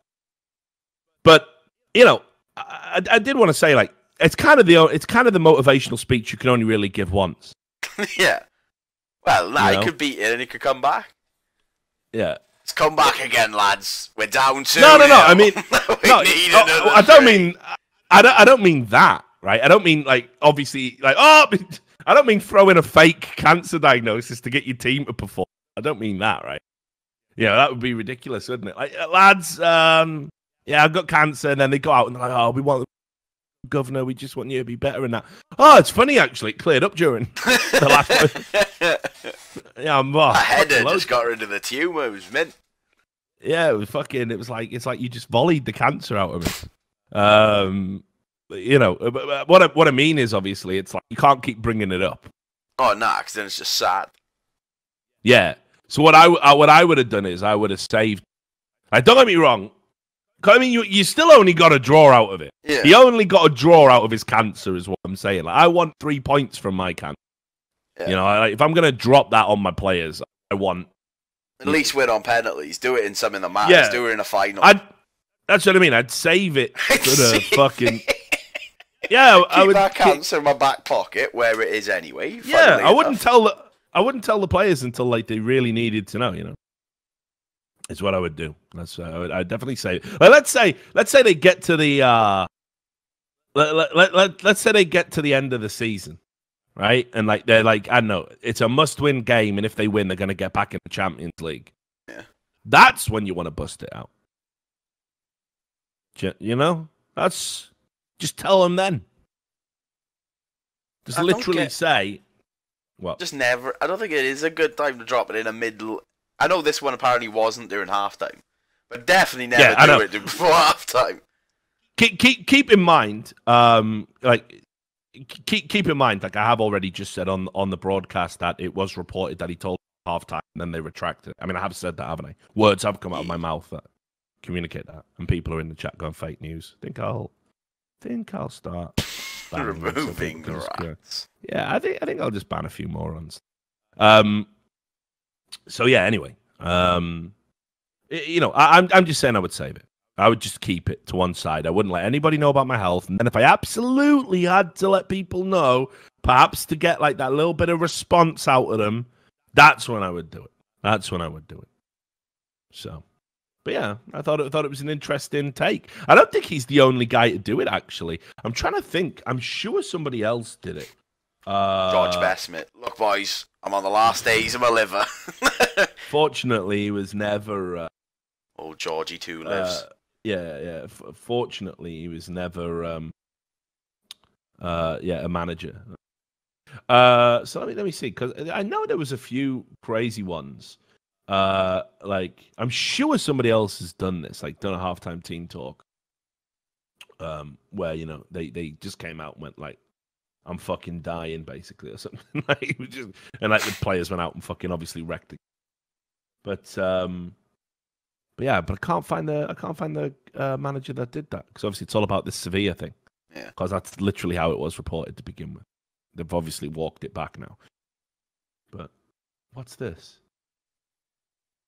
Yeah, they even did it. This is how you know it was reported this way. They even did it like a thing in the Telegraph on the same day. The football's most inspiring and unusual halftime team. So, and look, look how it's reported here. They haven't even updated it. See what it says? It says Edward Barizzo gave his players the shattering news. The thing is, he might have just like reiterated it. Like maybe it was like the elephant in the room, and he's just gone like, "Look, boys, I got straight character, so can we take care of this game?" Here's what I think happened. I think it did happen the way it was to begin with, and then the press came out because they thought people might think it's a bit weird, and then they like turned around and said, "No, he didn't." But I think he did do that. That's what I think. So, whatever. Last couple of stories, and then I think wrap up, and then have a rest. Buy the numbers tomorrow. Yeah. So we can have a break. I'm probably going to stream some games later. Turn your gain up a little bit as well. I don't know if this Discord the shit in the bed. Yeah, it might be just dropping. Right, there you go. I'll turn it up. I'll overcry. Oh, Jesus. Yeah? Oh, sausage roll. Turn that down a touch. Sausage rolls. Suing people. Okay? There's this thing at the moment going on, right? Where, like, I think some people have lost their mind. But there were two big lawsuit stories going on at the moment. And they both involve dogs, if you can believe this. Dags. So here's the first one. Yeah, dags. Love the dags. So, there was this dog walking company, right? And they were called. What they do is they're based in New York, and they basically, they walk. This is the tagline: "We walk the illest groups of dogs in New York City," and they're a hip hop themed dog walking company, and they're called Woof Tang Clan. Not bad, right? Not bad, right? Not bad. Woof Tang Clan, and like I say, they're a dog walking company in Brooklyn, which obviously we all know the Wu Tang Clan. You know, got roots in Brooklyn. You've heard the songs, but the Wu Tang Clan are suing them. For using their association. They say in court papers that were filed, and it was the RZA. You know, I love the RZA. I love Bobby Digital, one of my favorite hip hop albums of all time. He's waded in and basically personally sued them so that the name of the company and the logo, which is a loose kind of play on of the Wu-Tang Clan logo, were unmistakably associated with the group.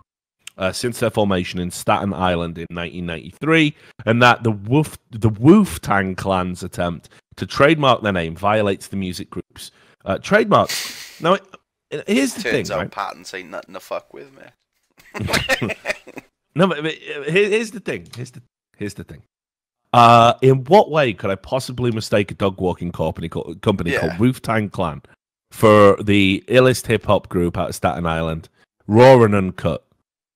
The RZA, the Jizza, old dirty bastard. Well, how could I mix these two things up? And surely that's got to be a fucking consideration. I think it is a point. Like when you sue for it, I think one of the options is like it has to somehow impact your business in some way. So people searching for Wu-Tang Clan would actually accidentally find this, but it just wouldn't happen with it. And my understanding is that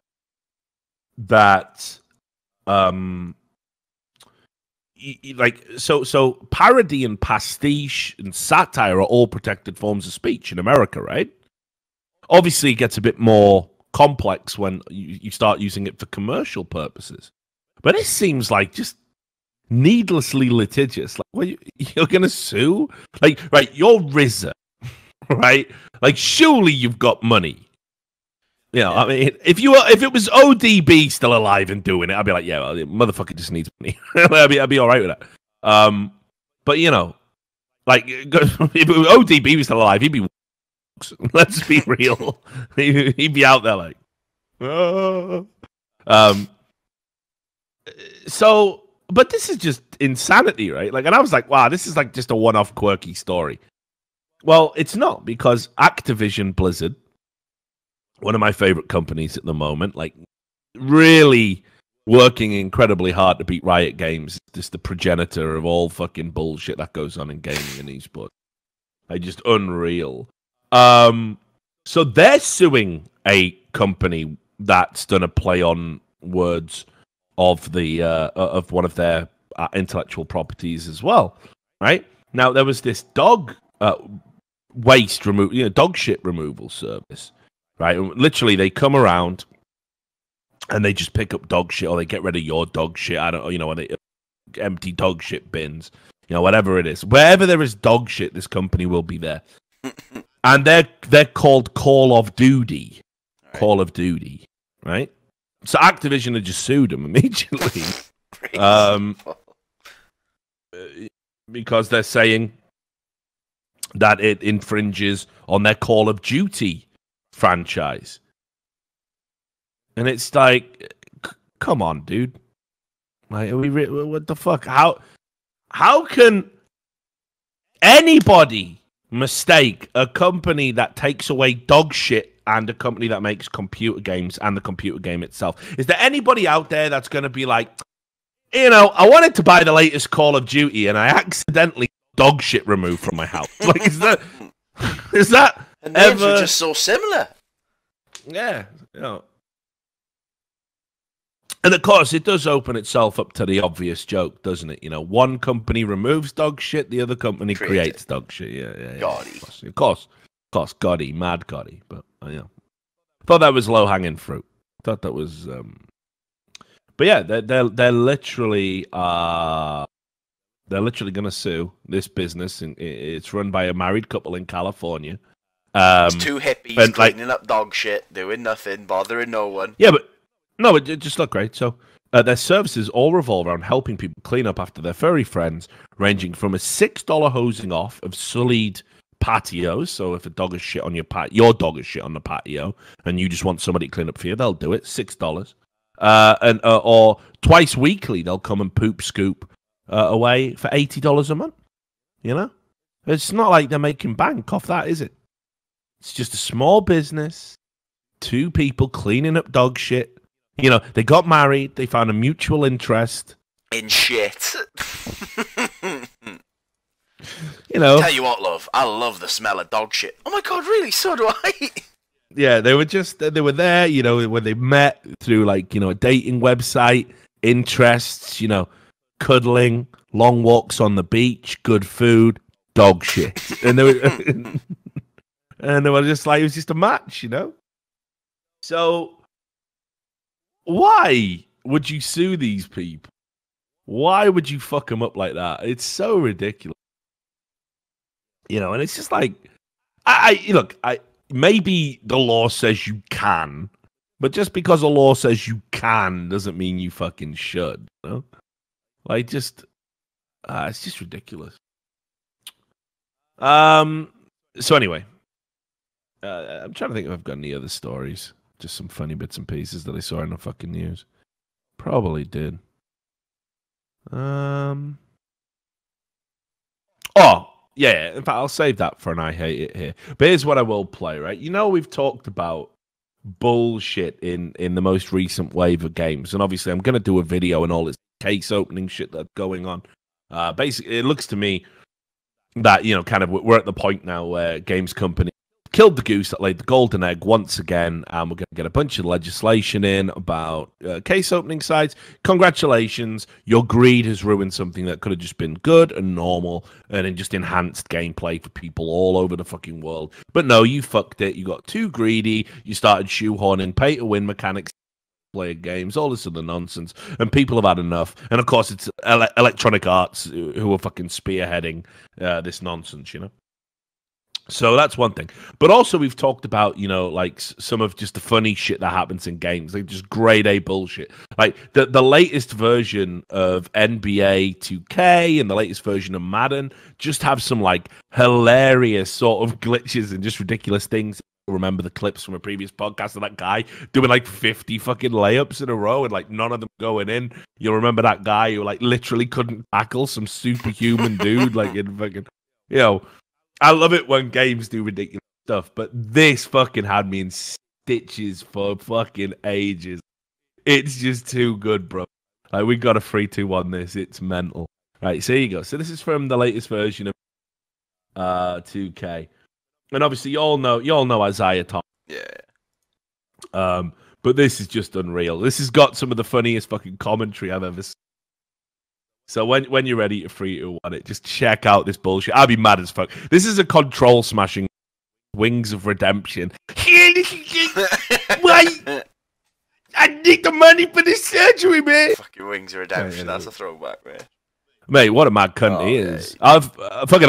I'll end the show, talk about him after this clip, but yeah, just when you're ready, bro. Cutting as well, so we might have to make a last minute switch.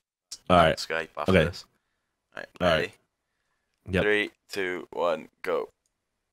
What y'all think about to happen right here? Let me ask y'all, what y'all think about to happen? Lopez looked like he about to do some Michael Jordan type dunk. Isaiah Thomas jumping like he Ben Wallace in the paint. But this game is real. This is arcade as fuck, my nigga. Look at this shit, bro. Watch this shit. Nigga, what the fuck? Why the fuck is this nigga hand above the rim? Look at this shit, bro. Isaiah Thomas got defense like that. We going to the fucking championship with a breeze. We playing defense like this. Look at this. An animation. Niggas clown 2K for animation. What the fuck is this? What the fuck? Mate, how unreasonable is that, though? He's got a 5-foot jump, man. How fucking high? High has he got, though? It's too much, mate. Oh my god, what the fuck, dude? How's that happen? Like, I swear to God, if you ever bust out that on me, man, I'd never talk to you again. That is a fucking friendship ender. Like, look how high he is! Just look on the clip. Look he's this big. He's like he's jumped. He's jumped this height. Times. Yeah, he's jumped 1.5 times. Championship with a breeze. If he playing defense like this. Oh man, fucking crazy. Oh, so yeah, you were saying we got to end it, right? Well, the mic just keeps blurring out, so we could switch. Yeah, back. no, I think just finish off. And I think it's just. It's not worth it.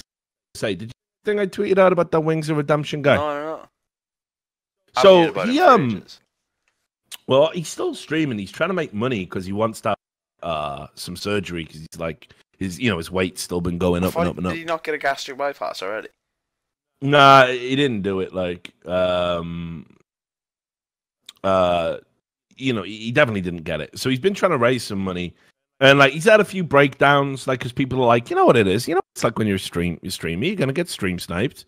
You're gonna get people fucking with you and trying to get a reaction. I mean, I will say, playing COD. Yeah, he played in the latest World War II. All right. And here's the thing, right? Like I stand by everything I said. Like I did a video called "Streamers Shouldn't Be a Protected Class of Gamer." Where PUBG were like talking about banning people for stream sniping and stuff. And it's like stream sniping is your problem fix, unfortunately. And I feel vindicated because whenever I go on like subreddits like live stream fail or whatever the fuck, or I just look at clips of like my favorite streamers playing PUBG, all the best content is with stream snipers. Like it's never about the streamer anymore.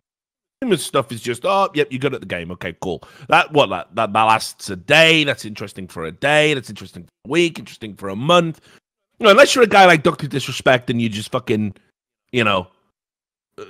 drop in straight fucking improv comedy, freestyle entertainment. All of the average streamer is gonna get fucking, a bit tired. I think, or at least that's how it works for me. So I'm fucking, I can't believe that people are like, yeah, stream sniping, it's always bad. Like you got that guy that you see in PUBG games, who he's the Metal Gear Solid guy, Snake, and he just walks around and he does all the music. That motherfucker's more hilarious than any fucking PUBG streamer. Like fact, end of fucking story. You turn on Force and stream, he's just got fucking what is it? The fucking Somalian pirates chasing him around with machetes. And Somalia, like fucking 40 people just running at him. He's like, with Black Hawk Down in it. You know, that's fucking hilarious. That's the best content he's putting out. No, these stream snipers definitely add something. Remember when Shroud and Banana Man or whatever he was called? They even duoed up for a bit, and people love that videos. You know, those videos got like millions of YouTube. So, you know, sometimes you just got to roll with the punches and embrace it. And I think if you embrace it, sometimes it can turn into something good. You know, like it's just that simple, right? But anyway, so Wings of Buffalo or whatever the fuck he's called. He's extra spicy. Oh yeah, no doubt, man. Extra fucking salty, dog. He's yeah. There you go, Uganda. Welcome to Uganda. There it is, Uganda. Sorry, my bad. Not a full. So anyway, Wings of Buffalo. He's fucking, you know, just having a breakdown because like some guys just standing in front of him while he's trying to snipe, and people are like trying to give him advice. And why don't you do this? Why don't you do that? And he's going, because it doesn't work. He can follow me. And he's like getting mad triggered, and he's like snapping his fucking thing. But I saw this fucking thing the other day, where, and it's just the maddest thing I've ever seen a streamer do. Like, I mean, I don't know how deep into like self-loathing or whatever the fuck you have to be to behave this way. And I'll give you the clip. It's up on VidMe. It's still there, I think, because he removed the VOD for obvious reasons. You know, so it's Thanksgiving in America. Now, here's the thing. It's on Thanksgiving Day. Well, no, but I mean, I think it was like round about the Thanksgiving. Right. Now, here's the thing. You know, I'm an immigrant. I live in America. I love America. I embrace the cultures and customs. And, you know, on Thanksgiving, you know, I look, I don't want to, look, whatever it was originally about, like you get bombarded by YouTube videos like Google and Twitter and all this telling you, well, actually, it's about you're celebrating the death of the... I'm definitely not celebrating the death of Native Americans. Say some Thanksgiving, or I put a post up saying, here's what I'm thankful for. Whatever the holiday was originally about, let's say it's completely true, which, by the way, I fucking doubt the history. I think this is revisionist as fuck, you know, but like, where it's like, well, actually, what they used to do is, after they'd killed a bunch of natives, they'd all sit down and have a meal over their dead body. And they would and then they would eat the food and go, I'm so thankful we killed all those natives. Like, that's not, people weren't doing that, were they? People weren't doing that, were they? So, you know, if that was true, even if that was true, it's not what it means now. Like, no one's high-fiving each other. Woo! So cool, we killed all those Native Americans. No, it's definitely not what people are saying. This, I got these great things in my life. I got family. I got friends. And I'm thankful for it. And I'm taking some time to pause and just, you know, fucking. I'm just gonna take stock of what I have. That's what I'm gonna do. I'm just gonna take stock of what I have. Okay, so that's fine. You know, I don't have an issue with that. So when I say it with American, like Thanksgiving, you know, it's just a nice thing. It's just a nice gesture. I think it's a nice holiday. I think the meaning of what it means now, regardless of the fucking history, there's got to come a point where the history don't count for stuff. I guarantee, if you look back at every tradition, it's probably anchored in some crazy, awful shit. Yeah. That's just because the history of the human race is nice. It's not good. We are fucking evil. We can't help it. We're fucked. You know, we do horrible things to one another all the fucking time. You know, like, what do you... Okay, so just to give you an example. Rugby. We all love rugby. New Zealand. The All Blacks. Iconic dance. The haka. They all do it. Tongues out. Dance. It's a war dance. These motherfuckers used to sing that before they went and fucking clubbed people to death, and they practiced cannibalism. No one's going, what about all the people they bashed to death? Bit much, isn't it, to do that before a game of rugby? No one's saying that. It's part of their cultural heritage, and whatever it was based in, now it's just a way to pay tribute to the ancestors on which their society was founded. Yeah, there was some gangster shit going down back then.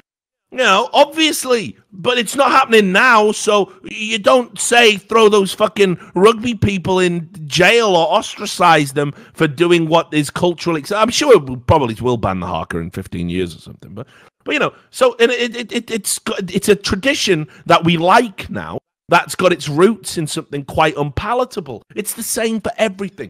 So to get triggered by Thanksgiving to me is ridiculous. I legitimately don't, I don't understand it. So anyway, Wings of Buffalo gets a donation. And apparently it's a donator who's known for having anxiety, and they were trying to give him some advice about his streaming and how not to get upset and, whatever. And he wished him like a fucking happy thanks. Just play the fucking clip, dude. It is mind-blowing. Because keep in mind, he's donating to give this message to him. Just watch how he reacts to this. You will be triggered as fuck. All right, 3, 2, 1, go. Let's see. You're partly right. I know how you feel because I've had anxiety struggles the last couple years. Building a different audience takes time. Not saying you should, but COD as a main one, flexible streaming should help. Anyways, happy Thanksgiving. I don't celebrate Thanksgiving. And from my understanding, you're not even American, so like you don't celebrate Thanksgiving either. So like, why would you even say that? Thank you for the donations, though. What? Is he serious? Is it like I'm just waiting for the part where he comes out and he says it's a character like Boogie or something. Do you know what I mean? Like, thanks for the donations, yo. Like, dude, like, so a guy with anxiety is trying to advise how to deal with your own anxiety, which in itself, to have that level of interaction on a public stream is super significant. He's giving you money, which you claim to be desperate for, so you can get this fucking surgery, which you say is going to change your life if you get it. And you cannot even just let him wishing you a happy Thanksgiving go. You know? It's just ridiculous. And then, like, to double down on it, like, yeah, I don't celebrate Thanksgiving. And you're not even American, so you don't celebrate. Fuck off. You sanctimonious prick. You know, and I've seen some, like, likable streams. Then, like, people started replying to me, like, oh, yeah, this is nothing. Wings of Redemption is, like, unreal. And he is. And then somebody showed me he lost a show match, like a 1v1 to Syndicate, our old friend Syndicate, right? I think I remember this. Yeah, in COD 4. Yeah. Yeah, I remember it. And yeah, he so lost his mind. Yeah, he got so triggered because They here's the beat thing. him on like a UK ping. Yeah, like 130 ping on COD 4. I remember it was on Bog with M16s. Yeah. So here's the thing. So I'll just straight say this, right? Like, because look, I fancy myself as an amateur shrink, right? Like I'll tell you exactly what's wrong with this guy because he knows he's like overweight and not attractive, and he's not got a lot going on in other areas. His gameplay has become super important, borderline sacred to him, and he needs to be thought about as good for the game because then, hey, at least I'm good at the game. Sure, I sit here all day and I'm fat and I'm gross, but look, it gave me something. Being fat and gross gave me this. At least I'm awesome at the game. So in his mind, whether he knows it or not, he's already being good at the game is the rationalization for every other area he's failed in, which are many. Right? So that's why it's so important to him. He has linked his gameplay to his self-esteem. It's all I've got. So every time he gets beaten at something, he gets super triggered and he gets super mad and he gets super upset. So anyway, somebody replied to me with this like fucking mad thing that I just couldn't believe what I was seeing. And it just sort of, in my mind, this guy is obviously just fucked, isn't he? I mean, he's just fucked. So after he lost the 1v1 against Syndicate, he got people to put money up for another rematch. Why the fuck you stream that shit, man? Why the fuck you stream that shit? Yeah. I saw that clip too. Yeah. That's embarrassing. Because you asked us to? Yeah, I know, yeah. What do you mean? Right? So he basically found a guy who was going to put up the money for a rematch, and then he got added to like Syndicate's Skype.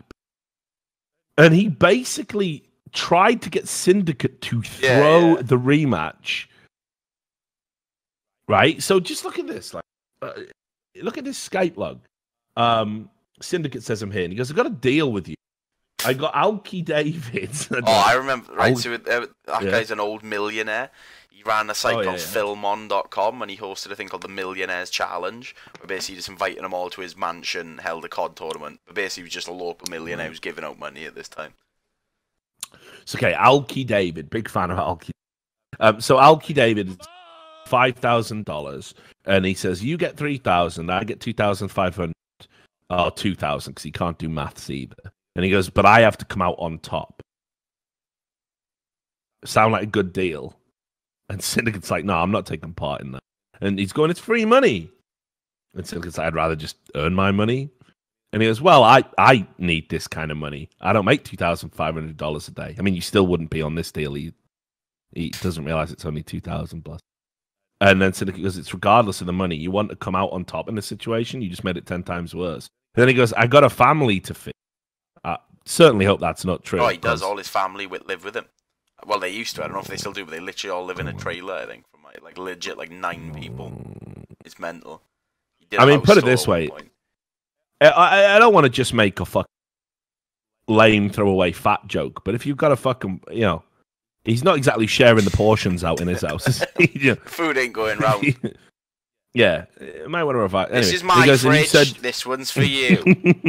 Yeah, exactly. One of them little mini fridges you get in like hotel. Shitty little hotels. Yeah. A mini bar. Yeah, I bet he does it as well. I bet he has the weights on it, so whenever anything comes out, that's $5. But it's only a Kit Kat. $5. You read the menu, bitch. He said, you said you wanted to bury the hatchet, and what better way? We both make money, and I beat you by like 1 kill in game 5. It's $1,000 to lose a game. You're not expected to win. Like, what? I mean, probably is spent to win because he beat you the first time, but... Yeah, because he smashed you the fucking first time. And let's be real, Syndicate's already won. He's already beat you in every other area of life. Yeah. Now, of course, I like to earn my money quote. Bit of a meme.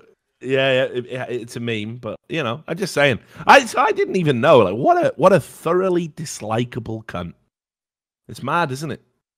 He's just out there being like that, and no one cares. So there you go. So I just thought I'd bring it up.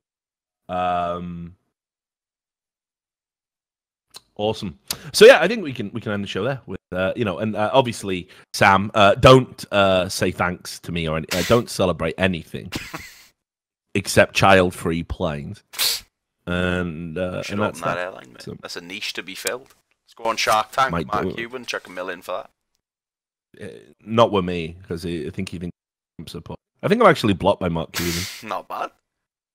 Yeah, because I think he said something like he did a tweet the night before the election, like on November 7th last year, like saying what was it? I can't wait to wake up and have our first ever female president tomorrow night, everybody, or something. And I replied to it with just LOL, like that.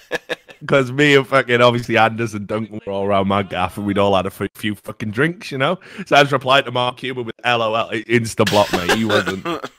He was having a bad day. Like he woke up to a fucking nightmare.